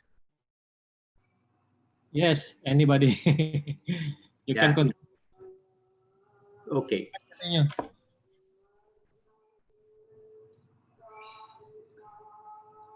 Okay. Challenges come in our mind when we thinking about the digital technologies or during the coronavirus, like privacy, like accessibility, like education, like health. All these departments, it's rethinking about the process or workflow of or the day-to-day work to use technology to cover or to control the coronavirus influence. Then the digital transformation is accelerating. Coronavirus is accelerating digital transformation for many governments, and also the private sector. It's accelerating about the digital transformation. Then, as I mentioned in the beginning of the presentation, no pain, no gain. Coronavirus make the people innovate to save life of the person, to control or to recap or to make the process or the work in a safe and use the technology. And whatever this stage of transformation, there is a sense of urgency to invest the digital strategies, moving initiative forward. And by the way, we can make like other lessons. I will use Dr. Wissam some of your slide in the talking. You talk about the smart way to invest. The smart way to invest. One of this innovation to use the or to increase or to earn some revenue is using the technologies and digital transformation. And the end of my presentation, I will see you the statistic of e-commerce. Then we have here a massive and rapid shift in business and personal lives. We have here four pillars. It's remote working. Remote working, all of us, when the COVID-19 started, all of us handle work and everything in home. And then if you know Zoom application or Microsoft Team application, it's this application for online session or online conference like now. We increase a lot of people use the online and application online for the, and also jobless claim to increase. A lot of people in, for example, in USA, weekly jobless claim heads to 3.9 million for job claim, and business travel, all all the business travel, it's stopped. And also the consumer spending, it's increased. Consumer spending has taken a hit, 7.5% declined in March 2020. Then and also the Harvard Business School have a quote that the shift has happened in days, not months. Business may be able to learn how to move faster, acting in more agile way. The most important thing here is to react in more agile way, flexible way. This is the result of what we happened in the worldwide about the coronavirus. It should be in agile way or flexible way. And here, the requirements for the new normal after Corona, all the countries, even in the people, not in the country, even in the companies, even in the every sector, we have requirement to adapt with the new normal life after Corona. The requirement for new normal, the first point, it's working from home. Enable remote work access to information and process to do jobs. And the second requirement, it's new channel models. It's the number of challenges, it's expanded. And then B2B commerce and digital sales, and we have now all of us use the digital sales to sell everything, even food, even electronics, a lot of things. And the last one, in instant information or real-time information, it should be have real-time information to control or to process what we need. And this is how can we make IT industry sustainable. We have here 6 key priorities for make the IT industry sustainable. The first one, it's improve productivity, and this is for data analytic and demand volatility. And improve productivity have 2 R or two key priorities. One of them, accelerate innovation, and between improve the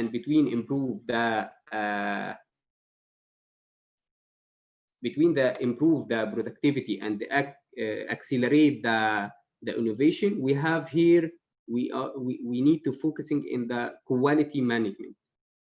And another key, it's align the value, and between the improved productivity and the align the value, it's collaboration. And the fourth key, it's manage risk. Manage risk, we should to put a plan for risk management and the scenario and for managing or to control risk. And the 5 key, it's service or new business model. For we should be digitalization or services or new business, because Corona, as I mentioned, it changed the mind of people, even the consumer or the business owner. And the last one is recurring and retain key talent. For we should real learning opportunities. We need to transfer the career. This is the key priorities for to make the IT industry sustainable. And this slide talking about the role of technology in coronavirus crisis. I think coronavirus make the technology up, because the technology used in I think in the almost the more sector. Then the role of technology in coronavirus: good healthy and well-being, quality education. Most of university and most of country use the online session and the lesson or the learning about the platform of like Zoom, like Microsoft apps, like WebEx. And the third rule, it's responsible usage about the productions. And the last one, partnerships among the enterprise. As I mentioned before, that we have some of statistics or some numbers about the e-commerce sales. If you know the graph here in 2014, it's 1.3 trillion USD dollars. If we go through to 2020, it's 3.9 trillion dollars. And I think in the future, the e-commerce platform, it will be increased because the coronavirus made, as I mentioned, that made people be safe and in home and request whatever he need to come to home. Then I think the e-commerce numbers 2021, it will be increased a lot. And the last analytic in the corona, there are some businesses increasing to software spending. Like what? As I mentioned, that we have the first one, it's a web conferencing software. A lot of government, a lot of companies, it's spending a lot about the web conferencing software. And as well, the second one, it's collaboration tools. And the third one, it's remote desktop tools. This is for like the developers or the engineer software to connect remotely to the server. And the fourth one, it's the security software. Security software, it's a pain for CEOs in company or in the government. How can secure the software? Then we spend a lot of money to software security, and then a lot of spending in software. But this is the most want in the to spend in the software. Even spending from the government or the companies, both of them. This is sourcing 2020, by the way. Conclusion: sustainability development can only happen if there is a perfect balance between technology, sustainability, and consumption. And one must understand that even after this pandemic ends, it is important to be thinking about saving the energy for the future and future generation, and using renewable resource as well as much as possible. Dr. Wissam talking in his presentation about a very creative concept. It's called green concepts, and he talking about the education, clean water, and recycling. All of this green concept, it used the technology to be earn a lot of money, make or save the sustainability of companies or in the government. And at the end, did the time for questions. If you have any questions, I am ready to reply in the question. By the way, I finished my presentation.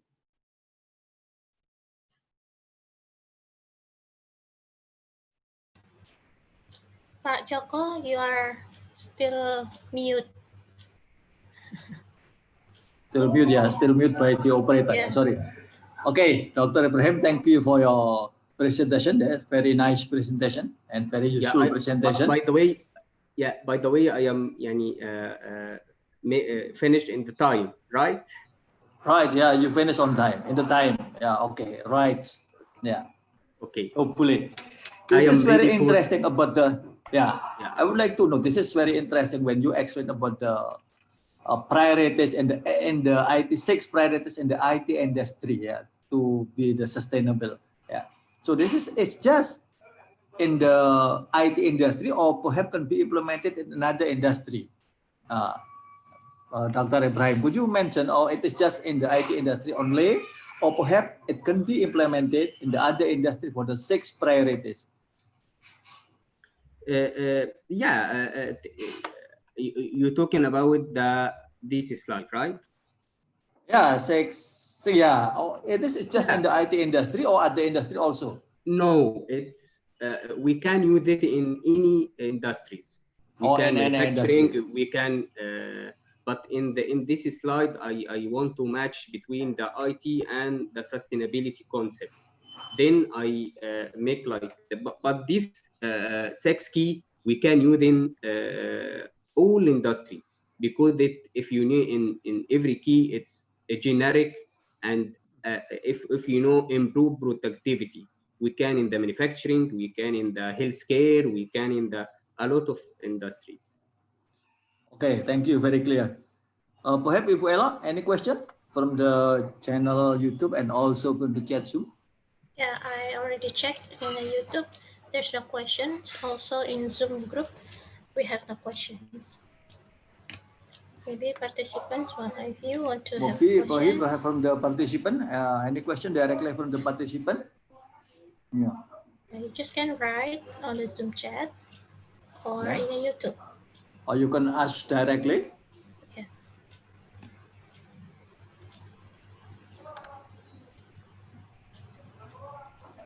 So again, I would like to emphasize that Dr. Ibrahim said that sustainability development can be happen if there is a perfect balance of technology, sustainability, and also consumption. So this is consumption also. Why you include for the consumption here? Because what you mean for the consumption? Here we have the technology and sustainability, and the last one it's consumption. Consumption, yeah, because we know now, the consumption during the COVID-19 is very low now. Yeah, okay. Especially in Indonesia, especially I don't know in your country. Yeah, then the I said the perfect balance between the 3 items. Then we can balance it between the technology and sustainability, and we can use the technology to control or to recap the consumption of everything, like healthcare, like food and beverage, like everything. Then how can control or how can make the balance between these 3 items? We can make it for balancing between technologies and every industry, not consumption only. Then I write consumption as an example for the pillar or the pillar 3 of the conclusion.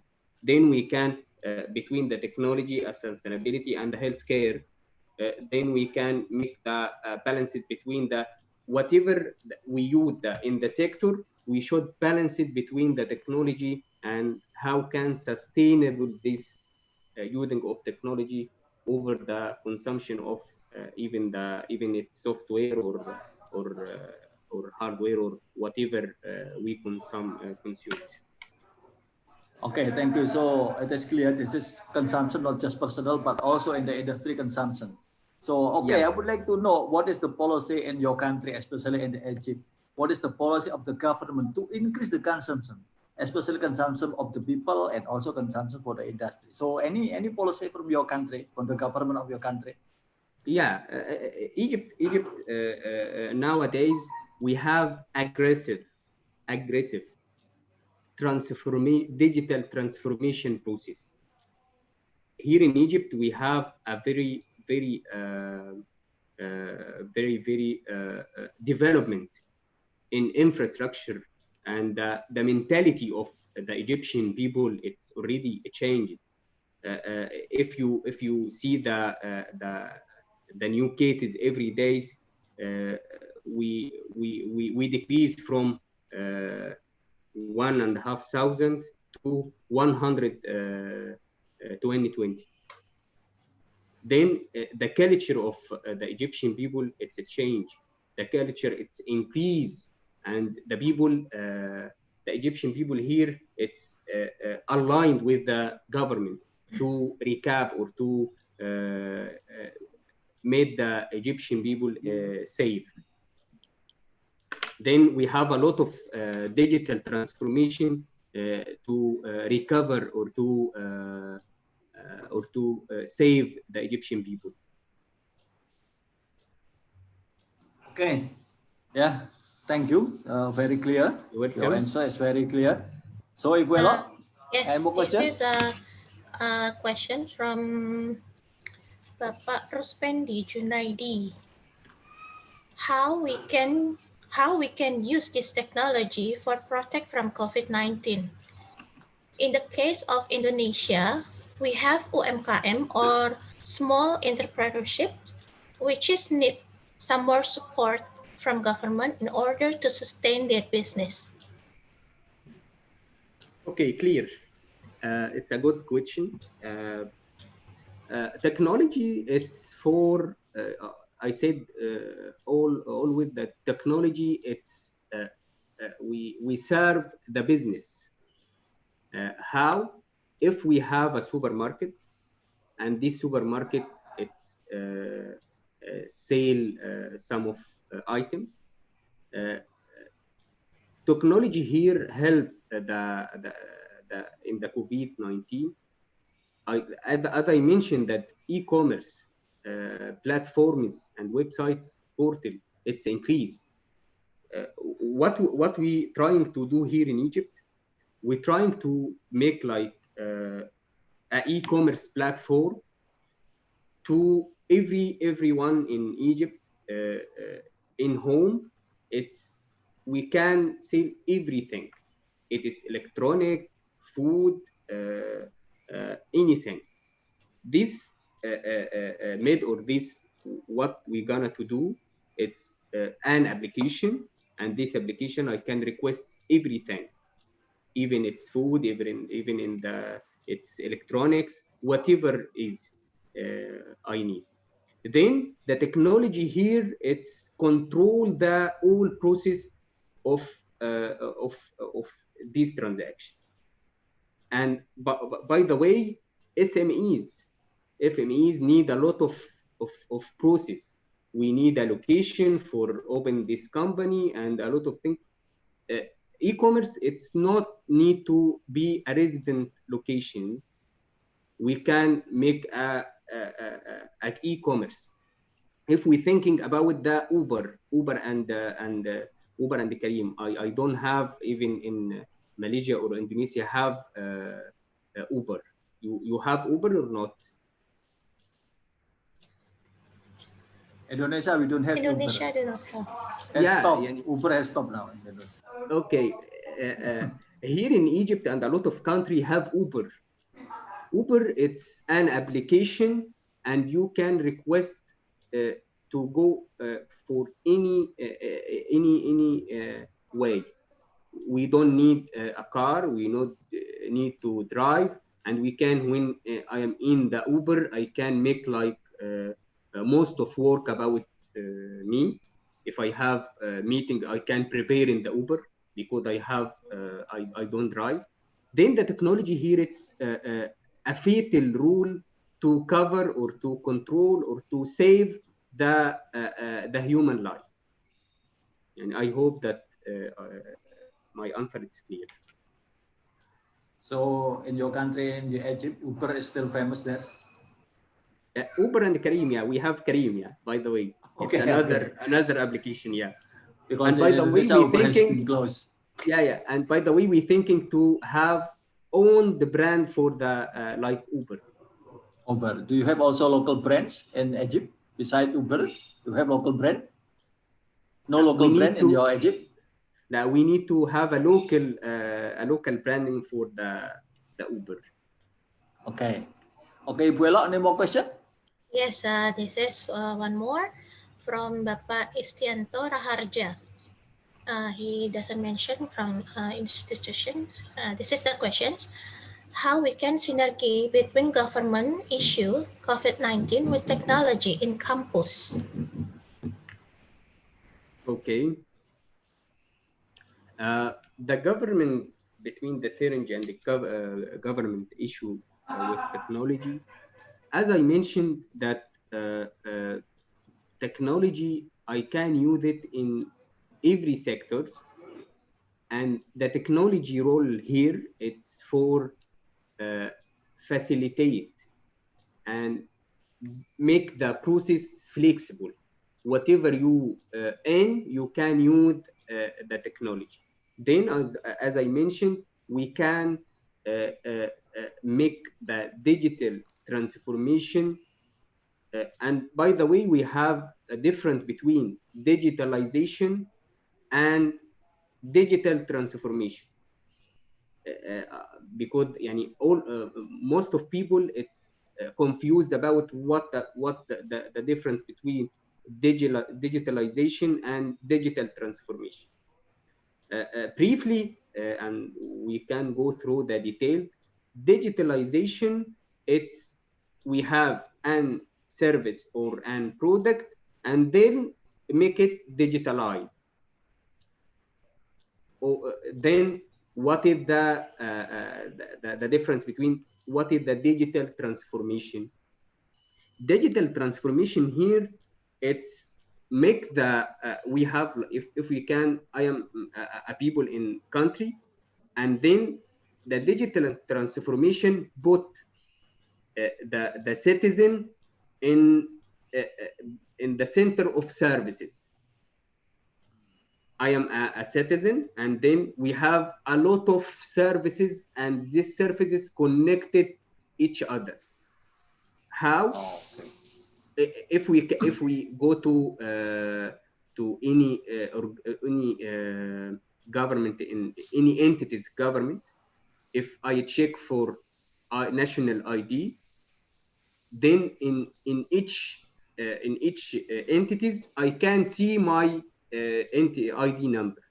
Then the digital transformation put the people in the center, and these people have a lot of services connected to serve about what the citizen need. Then, as I mentioned, the technology, it's play a fatal role to cover or to save the human life. And then we can use in every sector, as I mentioned, that we can use in healthcare, in development, in the government, in the companies, a lot of sector and a lot of services we can use the technology as well. Okay, thank you. Ibu Elo, any more? Yes, there are no more questions, either in YouTube or in Zoom group chat. Okay, if there is no more question, okay, thank you to Dr. Ibrahim, and please give virtual applause to Dr. Ibrahim, please. Yeah, thank you. Yeah, thank you. Most welcome, and thank you for the participant and the audience and the panelists, and by the way, the sponsor for a very good organization. Okay, thank you. So the next keynote speaker is Dr. Mohsin Kamal from the Youth Parliament of the Pakistan. Dr. Mohsin is here. Hello, can you see? Hello, Dr. Mohsen?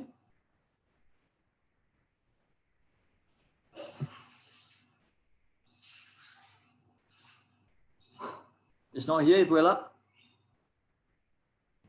Hello, Dr. Mohsen. Still mute and I don't know. Or perhaps we can continue first to Siros O Garida, Director GAT. There, Dr. Musim. Dr. Mohsen is here? Yes. Hi. Okay. Yes, Okay, sir. Dr. Mohsen. Am I So the audible time, to? okay, the time is yours. Okay. Am I audible to everyone? Can you hear me? Okay, clear. Okay, I fine. can see you. Okay. I can hear. Can you? You can hear me? Okay, I can hear you clearly. Okay. Bismillahirrahmanirrahim. Assalamu alaikum, and a very good afternoon to everyone. And first of all, I would like to thank all the organizers for arranging such a conference where everyone is sharing their experiences about sustainability in COVID-19. And I've had the opportunity of learning a lot from not only the presenters like Dr. Wissam, Engineer Ibrahim, and Ms. Mila, but obviously I'm learning from their success stories. And it's an ongoing process where we learn from each other's success stories, and that's a good thing. Well, I will not be giving any formal presentation for two reasons. One is that I was told yesterday that I have to be part of this conference, so I had no time to prepare any PowerPoint presentation. And I believe at times the PowerPoint presentations, they lose the interest of the audience.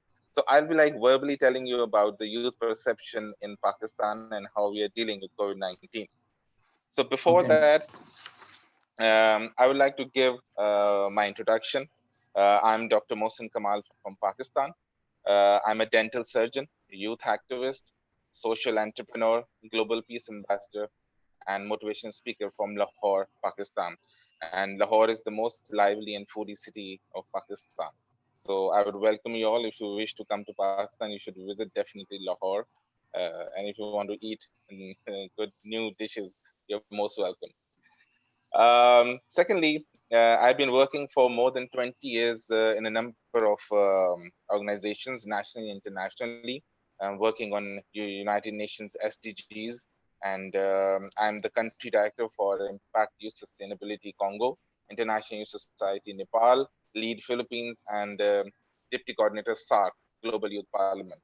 I have had the opportunity to represent Pakistan in more than 30 countries, locally and internationally, and have won laurels for my country. Having said that, I still believe that I'm not a dreamer, yet I have my values and core values and hopes that I strive to achieve. And because being a leader means defining and exhibiting moral and ethical courage and setting an example for everyone to follow. Because I believe that leadership bestows power, commands success, and most important, fosters achievement. Well, today's topic, like a lot of people have been talking about sustainability, and all the speakers have told you in detail. What our, as a youth perspective of sustainability, is that it's basically to support, uphold a balance. What we youth in Pakistan and internationally I have heard, they believe. And it has all the three dimensions that has been mentioned by Engineer Ibrahim and Dr. Wissam, that the dimensions, characteristics, and pillars of sustainability revolve around three things. That is environmental, economical, and social. And it leads to three P's, that is planet, people, and profit. According to United Nations Agenda 21, they have included another one, like the cultural thing in it. So I will not be going to detail of that. But these sustainability things, it is something that improves quality of human life with capacity of supporting ecosystem.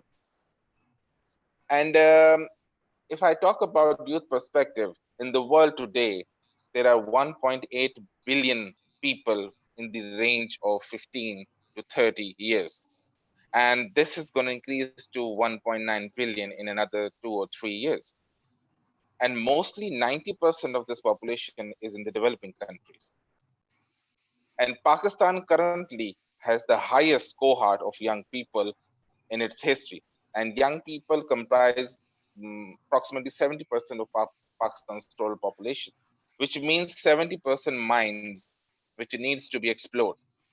And Corona is eating away and draining the strength of the future.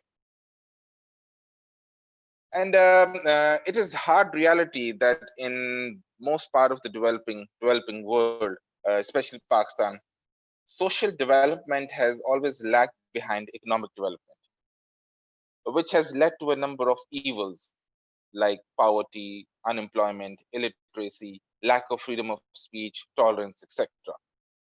And it is universally acknowledged that young people, and especially in the age of Corona, young people, they go through a phase of rebellion when they are about to become adults.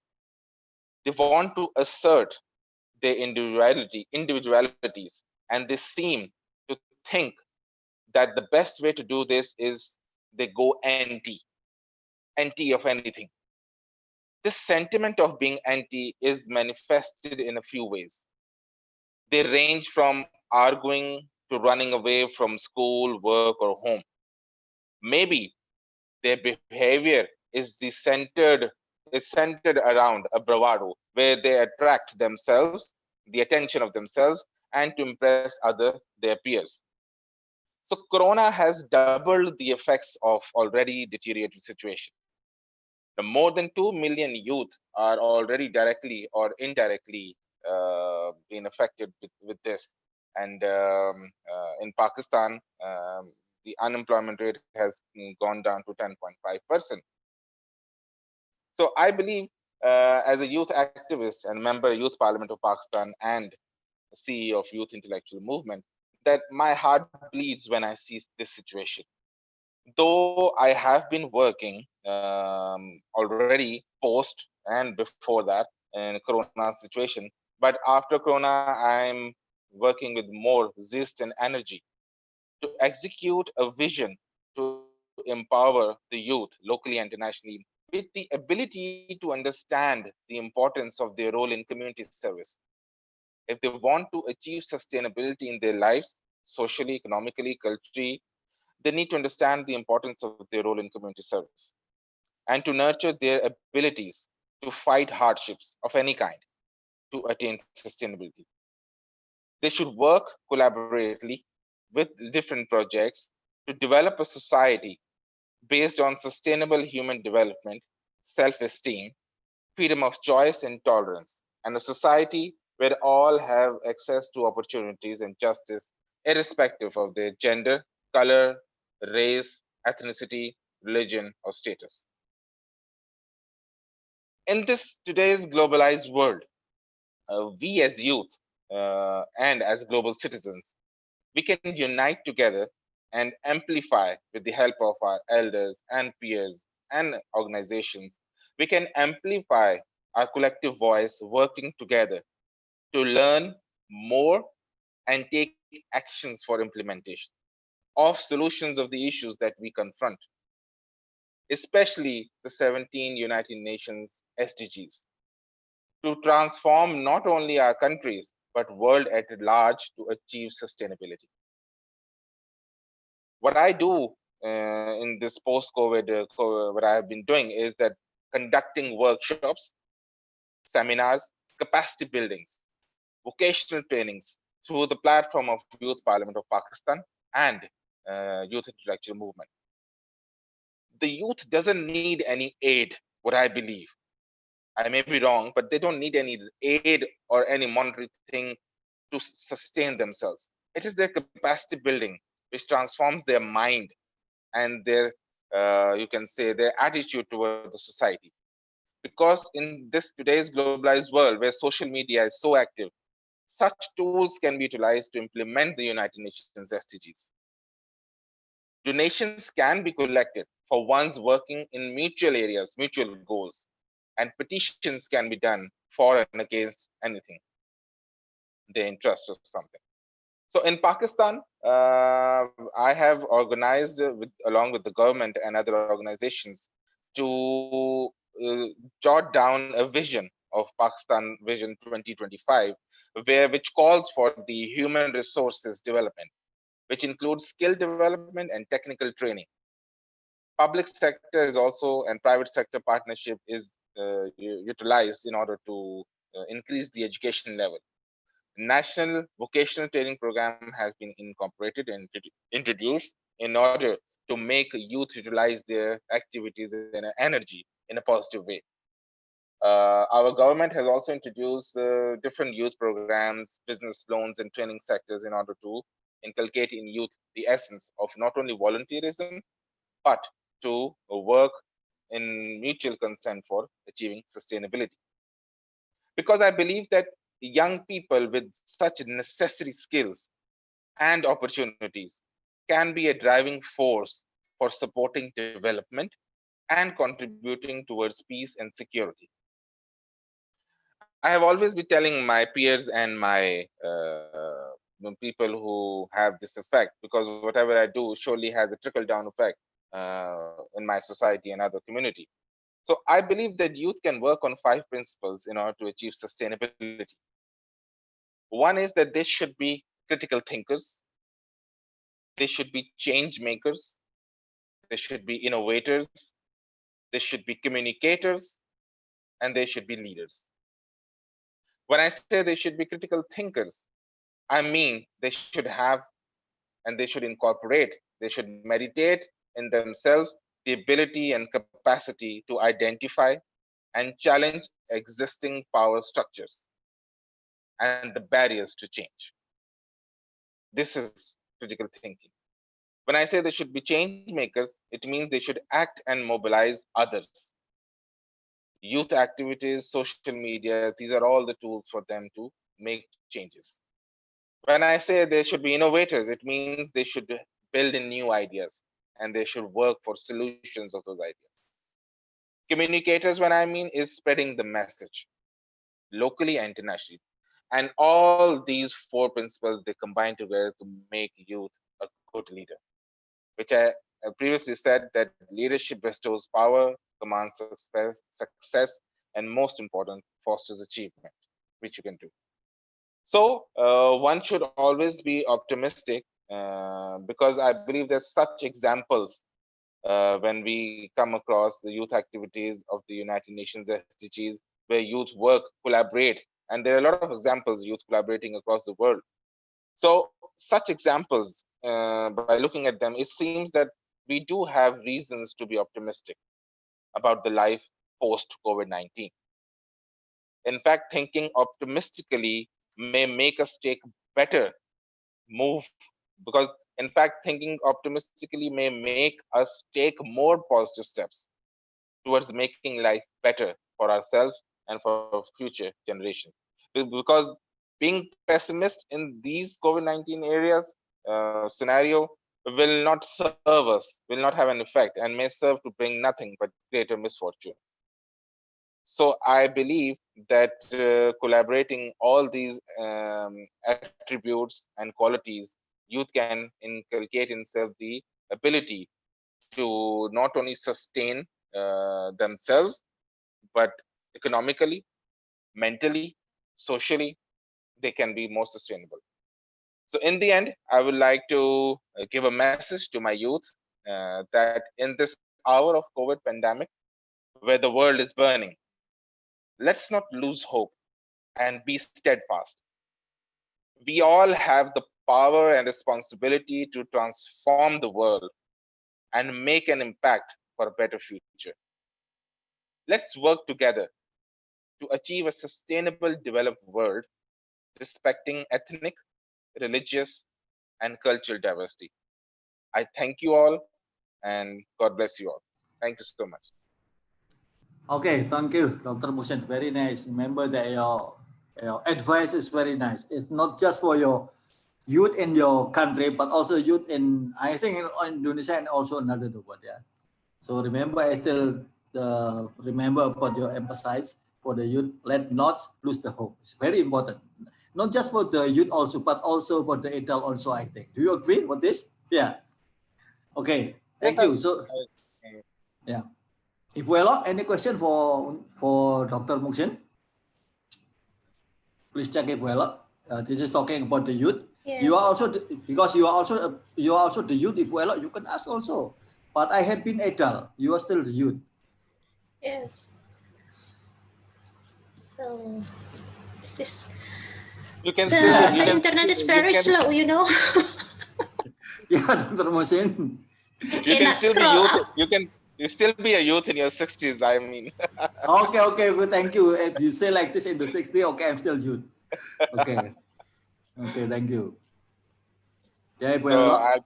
I'll be more than happy to answer any questions, or if anyone asks me on their email or anything, I'll be more than happy to answer. Yeah, Ibu Elo. No questions in Zoom or in Okay, if no chat, question, YouTube channel. I would like to ask. So Dr. Mohsin, what is your youth business activity during the COVID-19 in your country, basically? You're asking about youth business activities? Yeah, business activity for youth in your country during the COVID-19. Well, during COVID-19, as you all know, businesses have been affected one way or the other. If you talk about youth activities, they're basically involved, like if I'm a dental surgeon and a youth activist, I would say that dentistry is one of the areas where it is termed as a business and an oral health business. It is an area where people and patients are more conscious that because when we work in the oral cavity, the aerosols they develop. So people have this fear of not going to a dental surgeon because the aerosols they affect the eyes and our breathing system. So dental area has been affected badly by this. The patient protocol has been reduced, and people the business is affected. Same is the case with a lot of people working in the this industrial area, where a lot of people had this opportunity of losing their jobs because the industrialists were unable to pay their, you can say, their salaries or something. So one way or the other, every sector was involved vigorously, and now it's coming back to normal because a lot of cases are reducing in Pakistan due to smart lockdown that was introduced. Some businesses are allowed to flourish, like food business, like people who don't have direct contact with the vendors. Those businesses are allowed to flourish, and those businesses we do have the direct contact were stopped, like where a lot of public is used to gather. So such businesses suffered, but few of them they flourished. So this was the scenario affecting youth one way or the other. Okay, yeah, thank you. So one more question. So you say that there are some people, especially for the youth, has lost the job because of the termination from the industry. So in this case, is there any living allowance from your government to the youth having terminated in the company? Terminated. Yeah, You're perhaps there talking is about also the policy, perhaps any policy from your government to keep the living allowance for the people terminated from the industry. So in the Pakistan, I don't know. So could you explain? there's not such policy that the government is supporting people who are being terminated because in the private sector there are a lot of people being terminated giving golden shake hands in order to get rid of the salary structure, but in government sector the government is supporting, like they have reduced the retirement age, like they have reduced the retirement age from 63 to 60. They have reduced 3 years so that more people can come up, like to support the youth in order to come up, and they should work for the country. And in government sector, if you get retired due to COVID-19, what they're doing is they're also giving you a golden shake hand for their life. They're giving you like after you get retired, you get your pension. So they are not giving the pension. They have reduced the cut on the pension, and they are giving a golden shake hand in a way that they are giving you 20, 30 years of money together so that you can reduce the manpower and you can have you can live your livelihood afterwards. So that is what happened so far. So I think this can be reverted in near future if the scenario is getting better. So these are the steps that was taken, and they can be reverted. Okay, thank you. We have questions. Yes, we have questions from Ibu Mila Tartiarini, our keynote speaker this morning. Okay, this is question for Dr. Mohsin. I heard that you have experience in SDGs in Pakistan. Could you tell us SDGs in Pakistan?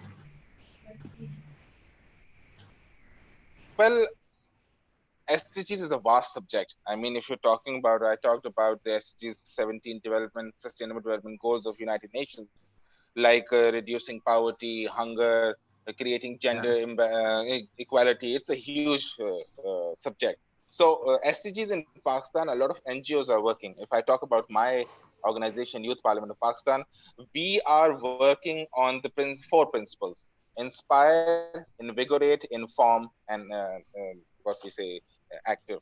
So these are the principles that we. So SDGs, we are working, collaborating youth on all areas. We are building their capacities. We are building their, you can say, individual capacities to work individually and with other organizations. And we are involving the government sector and the private sector to come together and especially work on the youth, which are the near future of this country, who have the strength to run the country. So their mind should be active, full of understanding of what sustainability is. So if you talk about SDGs as a whole in Pakistan, it's a huge and vast area. And education, environment, everything is huge. So this question is a very, you can say, a vast question. So if that should have been limitized to a certain SDG, that would have been better, but it would be a long answer. So they can ask me later on if that satisfies their question. Okay, perhaps he can email you. So let me know your email later. Okay, sure. I have one more question to Dr. Mohsin. Okay, Dr. Ibrahim, okay, you can ask. Yeah, I wanted to ask you about what about the technology in your country? It is used in a massive way, or limited, and what about the private and public sector for using the technologies? Okay, you asked about technology in my country.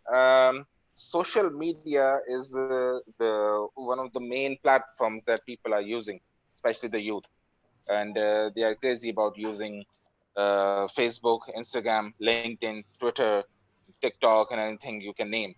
So such technologies are being incorporated in order to spread the word, and youth especially are using these technologies to not only communicate with each other locally and at large worldly, and a lot of conferences are being held in order to express themselves.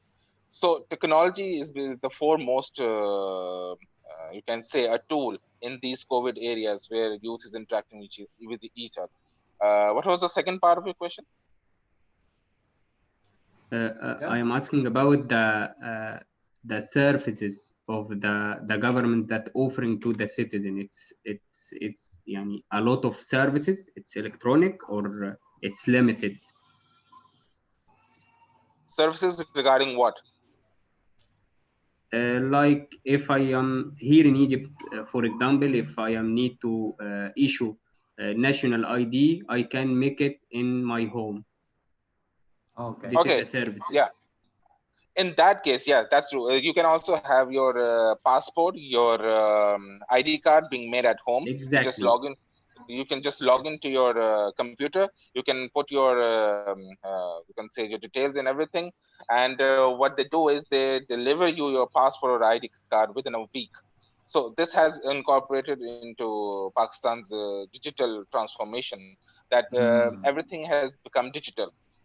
And it's not just the ID card and password. It's about paying your bills. It's about giving away any donations. It's about, we have our telecommunication industries incorporating with the government, whereby you can give away your e-transactions. You can do anything you want. So technology has been on the forefront with all these activities so far. I hope that answers the questions. Thank you. Okay, thank you. So yeah, Dr. Prem, so you can ask about our ID from home, passport from home, so without coming to the office. Yeah, this is before COVID-19 or after COVID-19? No, we have a lot of services before Before COVID-19. COVID-19. Yeah, but we some of services launched after the COVID-19. Like I think the e-commerce platform, it's expanded a lot. Yeah, you see. Yeah. So we can do everything from home, to ask passport also from home, like this. You mean? Yeah, and most of services we can make it in home. If we Not want to all. make if we want to make the passport from Egypt or also from Pakistan, is it free or there is any cost? Yeah, we have a cost for that. Oh, we have cost also the same in Indonesia. I think free. Yeah. Yeah. Okay, Buela, any more question? Yes, we have a question from Bapak Baskoro Murti. Question for Dr. Mohsin. What's your strategy or method to develop the youth in Pakistan in addition to your 4 point in example, thinker, and mostly for the productive people? Has it structured and any policy exist in Pakistan now? Dr. Okay, well, yeah, the question is that what's your strategy method to develop youth in Pakistan? Yes. Well, there's no defined strategy or method to devise to incorporate youth. It's a huge and vast area. Like as I told earlier, that youth goes through a certain stage in their life, they become rebellion, and such is the age where you have to devise such strategies to incorporate in them the essence of volunteerism and the essence of community work. So, like I said, that critical thinking, that you should work on these 5 principles, like being critical thinker, change maker, innovator, communicator, and leader. These attributes can only be devised into youth, like if you really call it a strategy, is by capacity building. What you incorporate in youth is from the basic education that you give to them, because making a person a better person is basically education that gives him it's a lifelong endeavor. So capacity building is basically educating. So this is the strategy and method that I use. I don't say in Pakistan as a whole, but what I use in my organization. Another thing is because involvement government is a huge department. So you start off the base level. What you do, obviously, it has a trickle down effect. So this strategy is to capacity build youth to incorporate in them the ability to move forward and devise policies for themselves and press on the government to incorporate those. So this is how we go away. We don't directly approach the government because obviously there has to be homework to deal with it. Hope that answers the questions. Thank you. Okay, thank you. So, okay, if there is still question, so you can keep the question for the end. Now we will continue for the next keynote speaker, yeah? Yes, of course. So, okay, thank you, Dr. Mohsin. So, every participant, please give virtual applause to Dr. Mohsin, please. Okay. Thank you so much. Thank you. I'm humbled. Okay, so you should still hear, yeah, because perhaps at the end there is still question for you, because I just stop now for the next keynote speaker. Okay, but the next keynote speaker is Siros Ogorida from the Director GAD and Sustainable Development Program, Action Kalikasan Philippines. So, Mr. Siros is here. Yes, good afternoon Okay. to all of you. Oh, sorry, Ms. Firas, yeah. Okay, thank you. So now your time to make presentation. So your time is about 30 minutes until 40 minutes. Okay, thank you. Thank you so much. By the way, good afternoon, ladies and gentlemen. I am Mr. Cyrus Obrero Ogorida from Philippines, and I am going to present to you about the gender and development fundamental as well, for us to know what are the gender equality. Okay. So I am going to share my screen with you guys.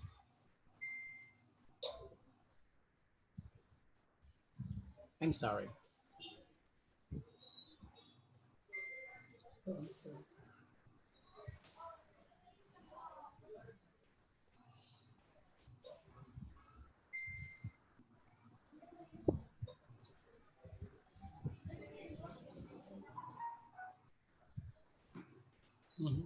So I'm here now.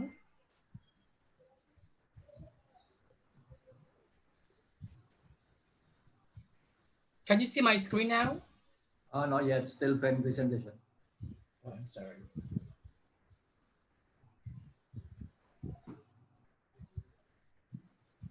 Can you see it now? Not yet. Not yet.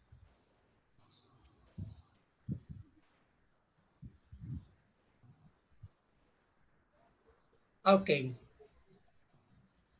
So I am going to discuss to you about Sorry, we cannot see your presentation yet.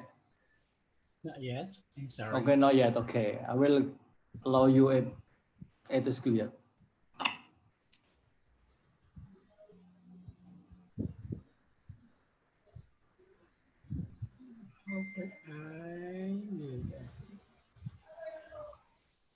Is it now? Oh, no. Check. And then please share. You open and then share, please try. Yeah. Can you see it now there? Not yet. Not yet. Okay, I'm sorry.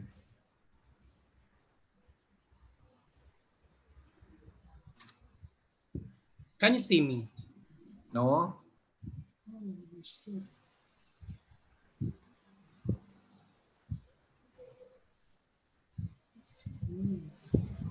If you like, you have the file. If you have the file, you can make. Okay. So I'm going back to my ends. The rational objective of my presentation is that to understand and apply the learned gender and development concepts in their respective works, develop an ability to identify gender issues, expanded their self-concept, and exhibited sensitivity towards opposite sex as well. I'm sorry.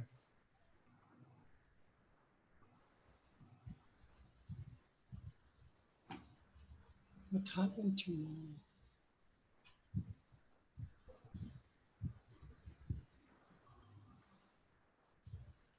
Yeah. There. Still, we cannot see, but if you want, okay. Okay, so can you see it now? Okay, I can see now. Clearly. Okay, Thank you. So okay, there you can I continue. go. Okay, so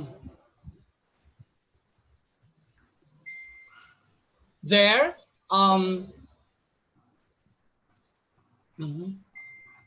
okay, so the rational objectives is to understand and apply learned gender development concepts in their respective work, develop the ability to identify gender issues, expanded their self-concept, and exhibited sensitivity towards opposite sex. Initialized efforts showing how gender shapes the role of women and men in society as well. Role development and relationship, a venue of highlights awareness on gender concerns and setting up responses to gender issues. And we have also the experiential objectives as well. Analyze the effects of existing socio-cultural norms and dynamics on sexual relationships. Identify major issues affecting women in the society as well. Enumerate the government responses to gender issues and prepare gender responsive personal and professional resolution. Okay? So, so by the way, I am Mr. Cyrus Obrero Ogorida. I am an Action Kalikasan Director on Gender and Development Studies in Education and Sustainable Development Program as well.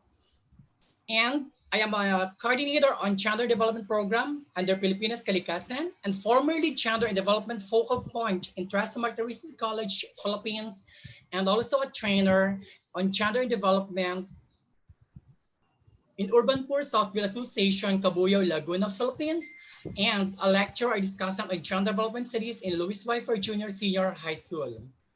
So that's all. So welcome, Gender and Development Fundamentals.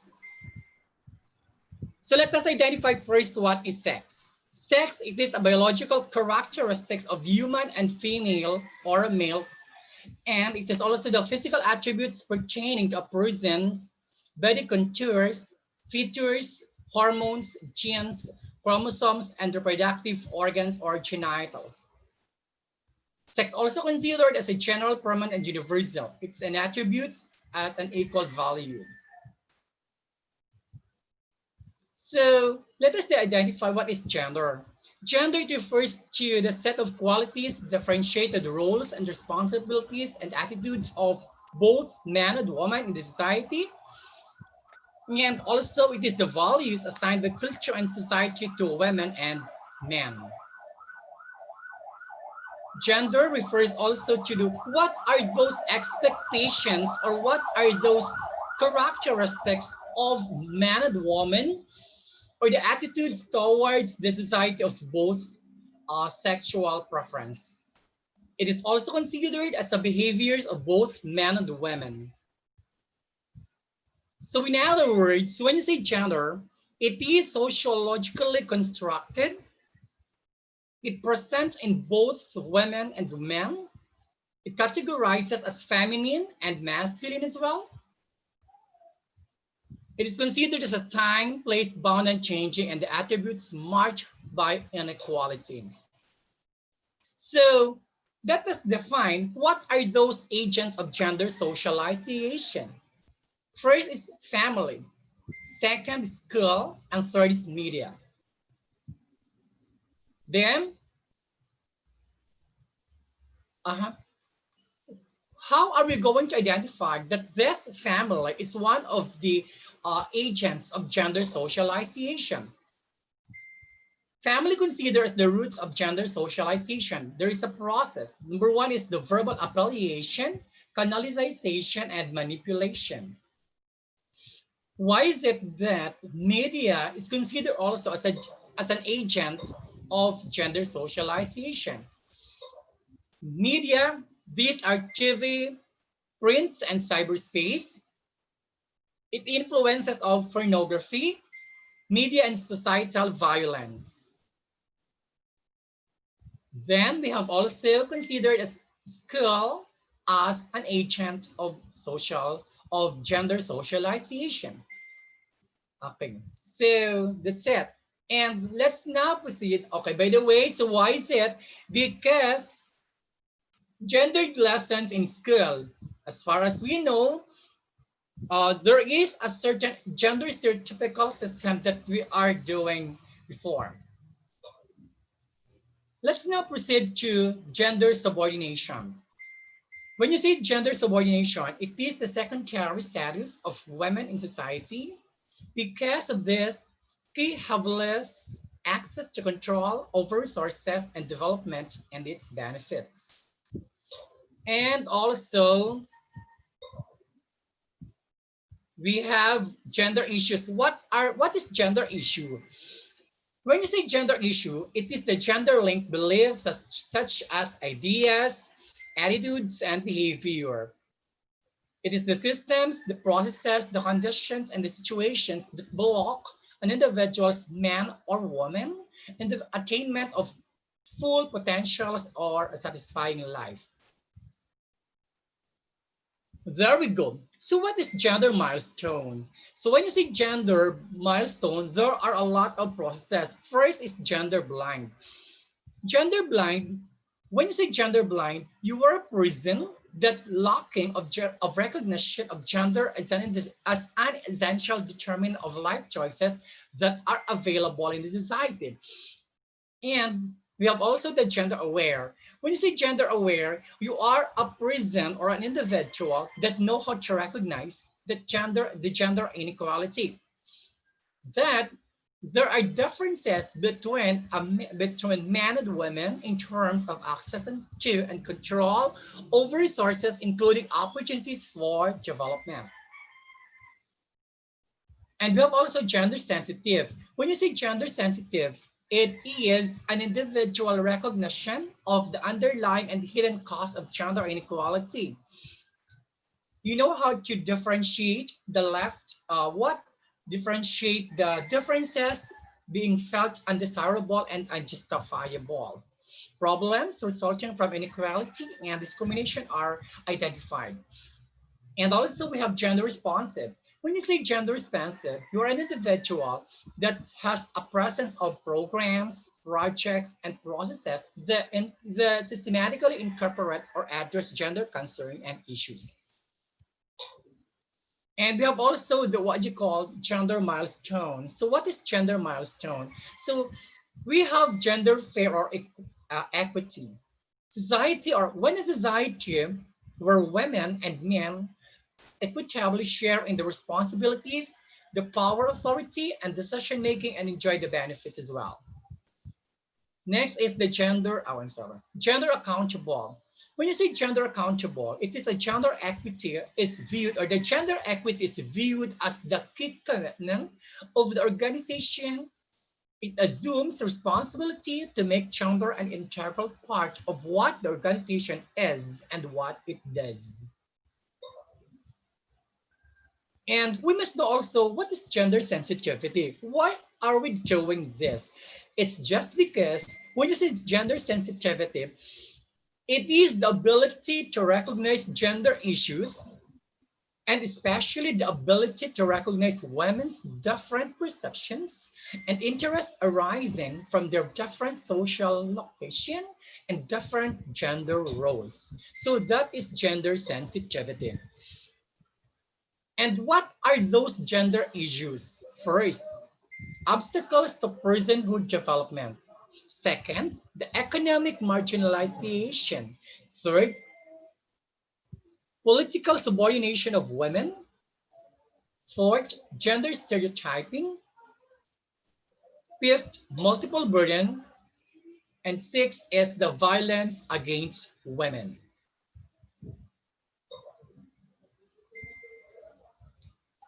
So these are something that we must know.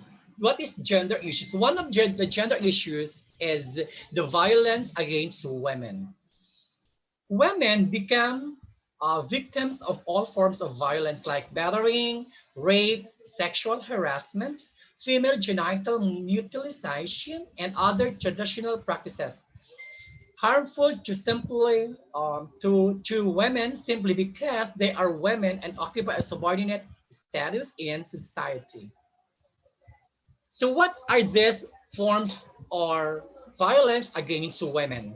Number one is the physical violence. When you say physical violence, it acts that include physical and bodily harms such as bruises, cuts, and broken bones. Those. Number two is the sexual violence. What is sexual violence? When you say sexual violence, it is the use of sexual acts wherein the abuser forces or coerces women to engage in sex or any sexual activity she will find unacceptable as well. Next is economic abuse. So what is an economic abuse? Economic abuse, it is an act that make an attempt to make a woman financially dependent, withdrawal of financial support, preventing women from engaging in any legitimate profession. And also, we have psychological abuses. So what is psychological abuses, or what are those forms? It is an act or omission or causing or likely to cause mental or emotional suffering of the victim, but not limited to intimidation, harassment, stalking, damage to property, public ridicule, or humiliation, repeated verbal abuse, and marital infidelity. Okay, so through those things, there is a legacy, or there is a legal policy. It's the CEDAW or CEDAW. When you say CEDAW, it is the Convention on the Elimination of Forms of Discrimination Against Women. So these are the what you call the binding legal of an international human rights. Okay, it is a legally binding international human rights agreement of states on women's human rights. It is also the human rights were not automatically recognized in the mainstream human rights discourse and the human rights proclamation and discourse. It recognizes that despite women's legal rights in many countries, discrimination persists because women lack economic and social rights. It mandates development of policy measures to guarantee women's rights in all spheres like civil, political, and social, and then economic. And we have also the rights guaranteed by CEDAW or CEDAW. Number one is the right to good quality education, the right to comprehensive health services, including family planning as well, the right to access loans and other forms of financial credits, the right to have equal access to jobs, benefits, and social security, and the right to be paid equally based on the work they do. Okay, so that's it. And let's now proceed to the evolution of gender paradigm or paradigms and gender milestone. Okay, so let's now proceed to the women in development. That was 1970. Women were excluded from the development process. They should be integrated into ongoing development initiatives, and they need to change to benefit from development. Projects were aimed to increase women's income and productivity. Women were trained in skills that served to extend their work at home, such as peanut butter making, candle making, food processing, and soap making as well. And the projects involved only women participants. End of the decade saw the launch of militant women's group. Women were marginalized. Perspective on development that advocated the changing of class structure to achieve gender equality. That meant a parallel women's world of culture, education, and commerce that would value and promote women's perspective and interest. Strategies tended to concentrate on income generating projects for men and women, for women, I'm sorry. Next is we have the gender paradigm or paradigm. Women in development, women and development, and now we have the gender and development. Gender and development emerged in 1980s. Unequal power relations between women and men prevent equitable relations and the full participation of women in development. Focuses on social, economic, political, and cultural forces that determine how men and women can equally participate and benefit from and control project resources along women's empowerment framework. Identifies and addresses practical strategic gender interest. Then we have now the equality of opportunity. Means that everybody has an equal chance, especially for equal access. There is no structural discrimination standing in the way of any individual or social group. Then we have gender sensitivities, the ability to recognize gender issues, and especially the ability to recognize women's different perceptions and interests arising from their different social locations and gender roles. Then, there we go. There is now the development process seen from a gender perspective, and that was called empowerment. So what is empowerment? Empowerment is an important element of development, being the process by which people take control and action in order to overcome obstacles.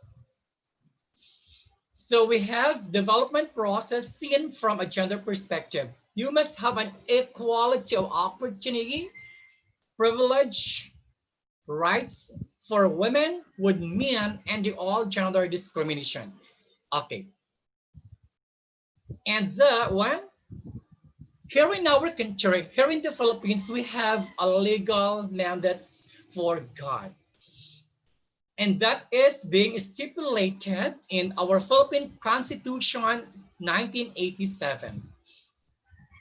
It says that Article 2, Section 14, it provides that the state recognizes the role of women in nation building and shall ensure the fundamental equality before the law of the men and women.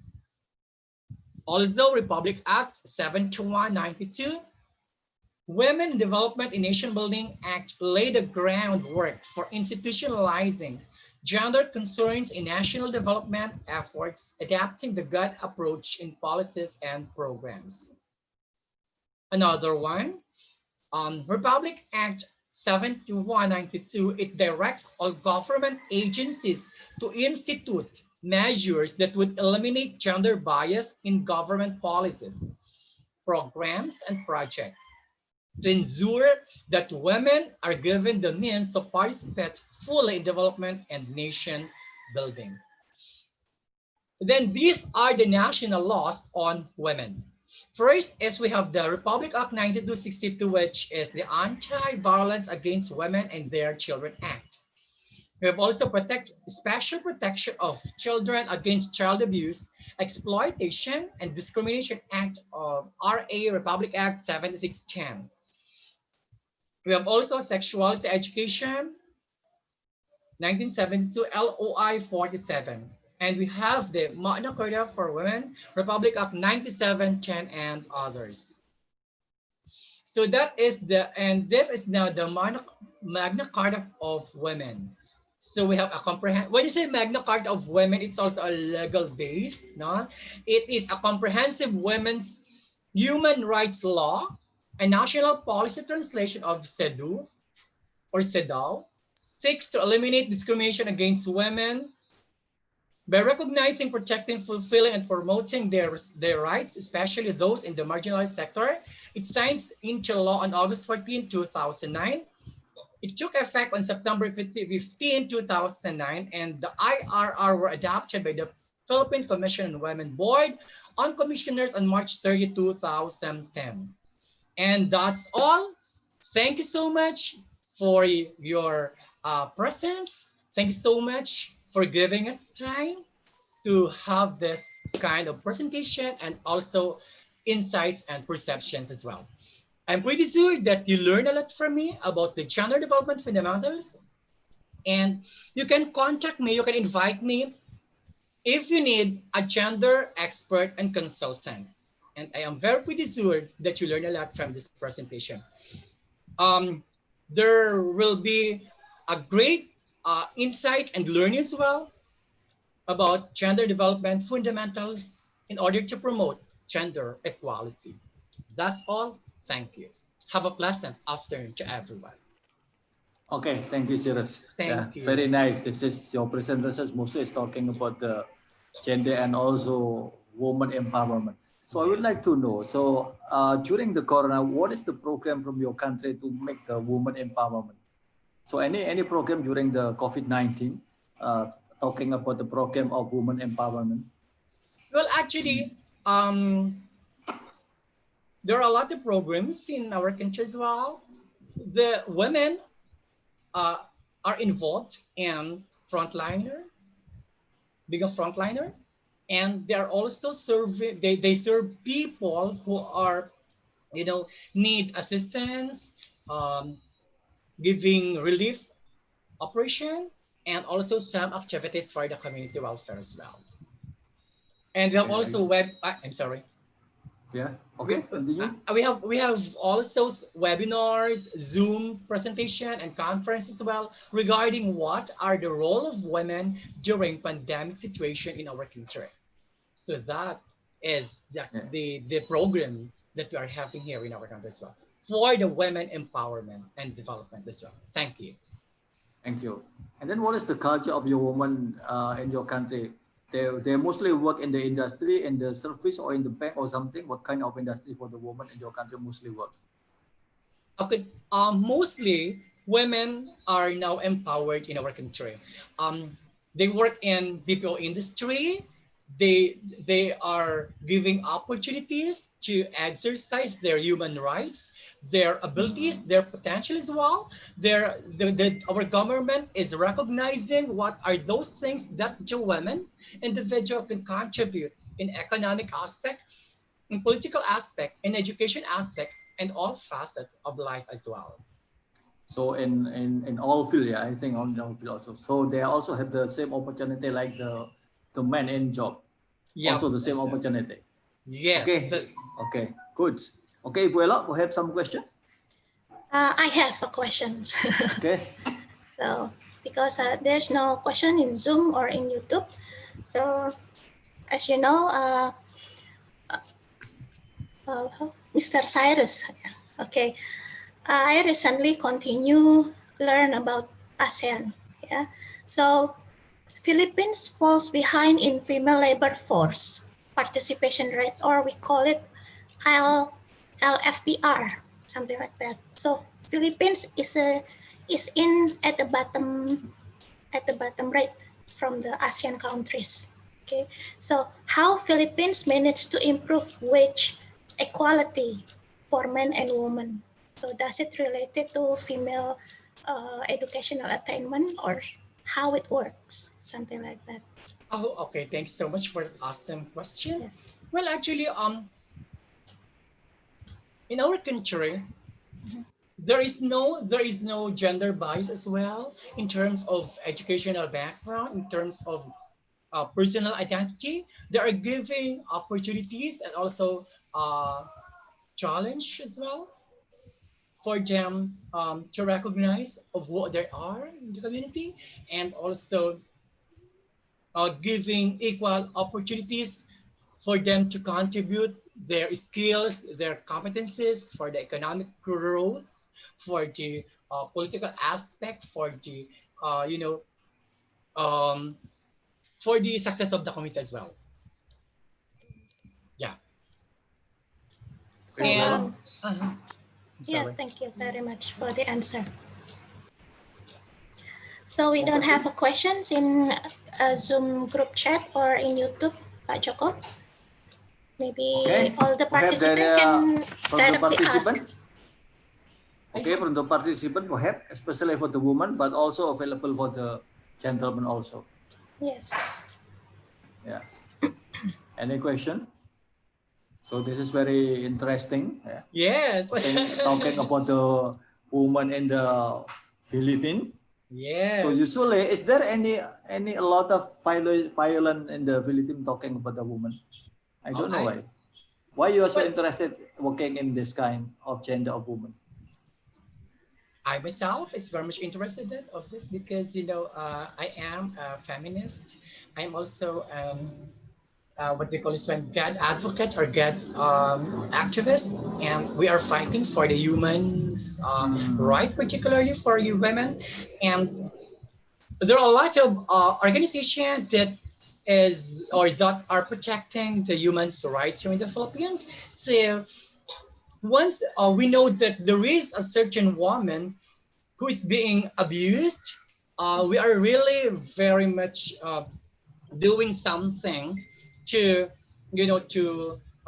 overcome, to guide, to give some things which is essential for them to overcome from tension or from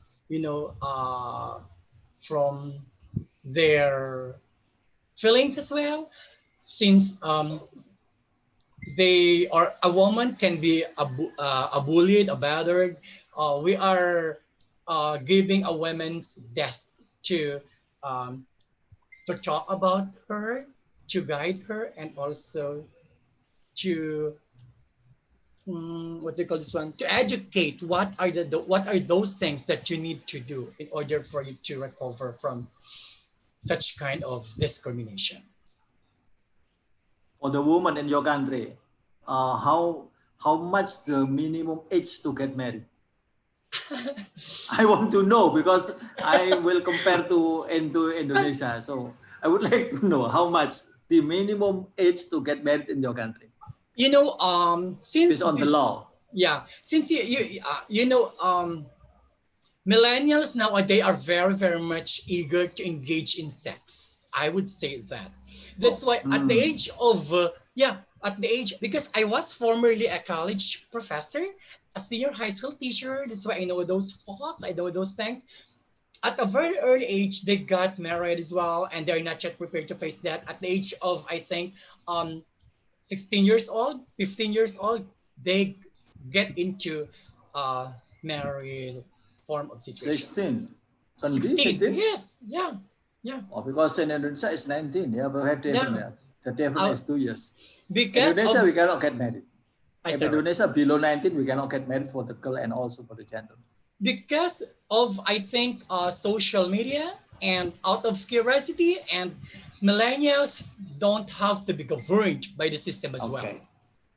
That is the problem. That is the very, very problem nowadays. Yeah, they are very awkward. They are very curious what sex is and what might happen after that. If they would form a premarital sex, then they don't know what they do. That's it. I would really say it. Okay. Thank you. It is very clear. So I got different country, different rules.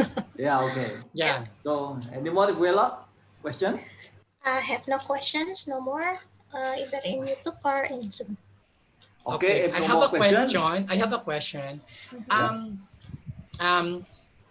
If the participants want to invite me to be a speaker on God and development, they can contact. I actually sent a question. It's only a suggestion. I'm sorry, my apology. They can contact me with my email address that I have. Written on our chat box. Okay. Thank you so much, and a pleasant afternoon. Okay. Thank you so much, Siros. Yeah. So everybody, please give a virtual applause to Siros. Yeah. Okay. Thank you. So I think already it's over, Ibuela. Yeah. No more keynote speaker. Yes. No more questions. So I return back the time to you, and my job is finished. Okay. Thank you, Ibuela. So see you, everybody. Okay. Thank you. Okay. Mr. Cyrus, can you close your presentation so we can go back to... Okay. Thank you. Go back to the gallery view. I'm sorry.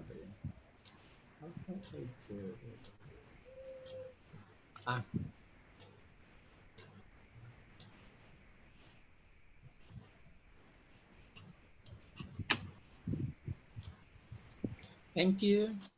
Okay, thank you very much, Mr. Cyrus. Okay, after this,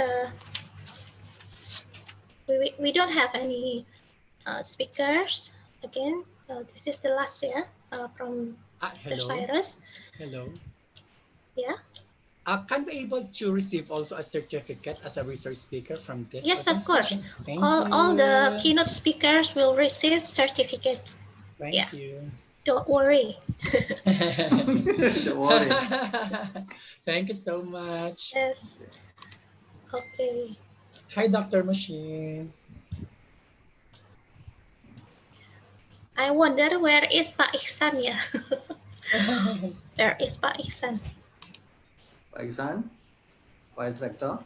What do we do after this? Because we don't have any presentation no more. So the closing remarks will be... Bagaimana Pak Joko? Yeah. Is there a Pak Iksan? Okay, well, if there is a Pak Iksan, okay, you can close this presentation. Okay.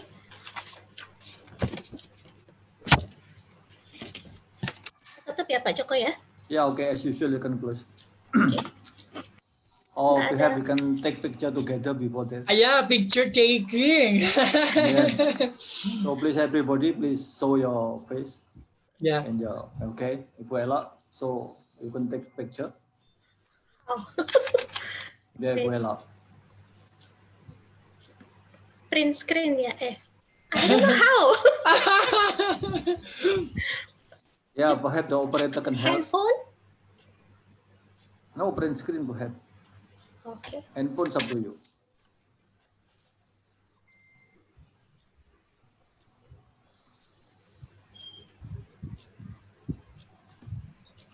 I don't know where to put it. Oh, where's... Oh. Okay, What happened to me? For a moment, what happened to me? I'm not included. We come to the closing remarks, Pak Iksan. So will you be able to give closing remarks? This event is already done. all speakers already give the presentations. And as usual, you will close the picture. How about the picture? Did you get the picture? I don't know how. Who wants to get the picture? I don't know how to do this. Operator, perhaps operator can help. I think Dr. Mushin does know about this one.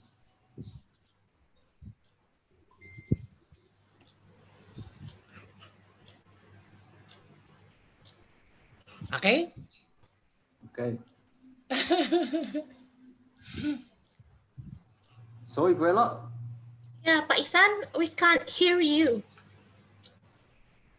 So, if Pak Iksan is not here, you can close. Ada, Pak Ihsan ada. Pak Iksan? Itu word conference. Pak Ihsan, can you hear me? I don't know. I cannot hear you. I cannot hear you.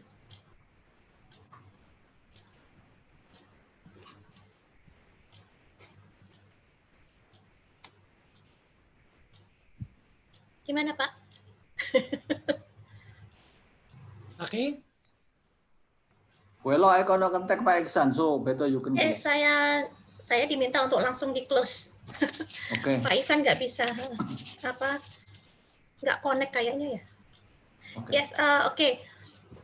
Bapak Iksan have a problem with the connection, so he asked me to close the conference. Okay, on behalf of the conference organizers, I would like to express my gratitude to all of you who come together from various countries for your cooperation, which has enabled us to conduct a highly fruitful online conference. It is our hope, based on the online relationship established through this conference, together to issues that we have now and achieve our objectives. I'm Elok Damayanti and all the organizers. Thank you all very much for your cooperation. See you again on the next World Conference. Wassalamualaikum warahmatullahi wabarakatuh. Waalaikumsalam warahmatullahi wabarakatuh. Okay, bye-bye. Thank you. Thank you. Bye-bye. Have a great day. I think we can see again, right? Okay, we can see again. Just invite me again for this. Yeah, okay, we'll invite you again. Thank and other you. also.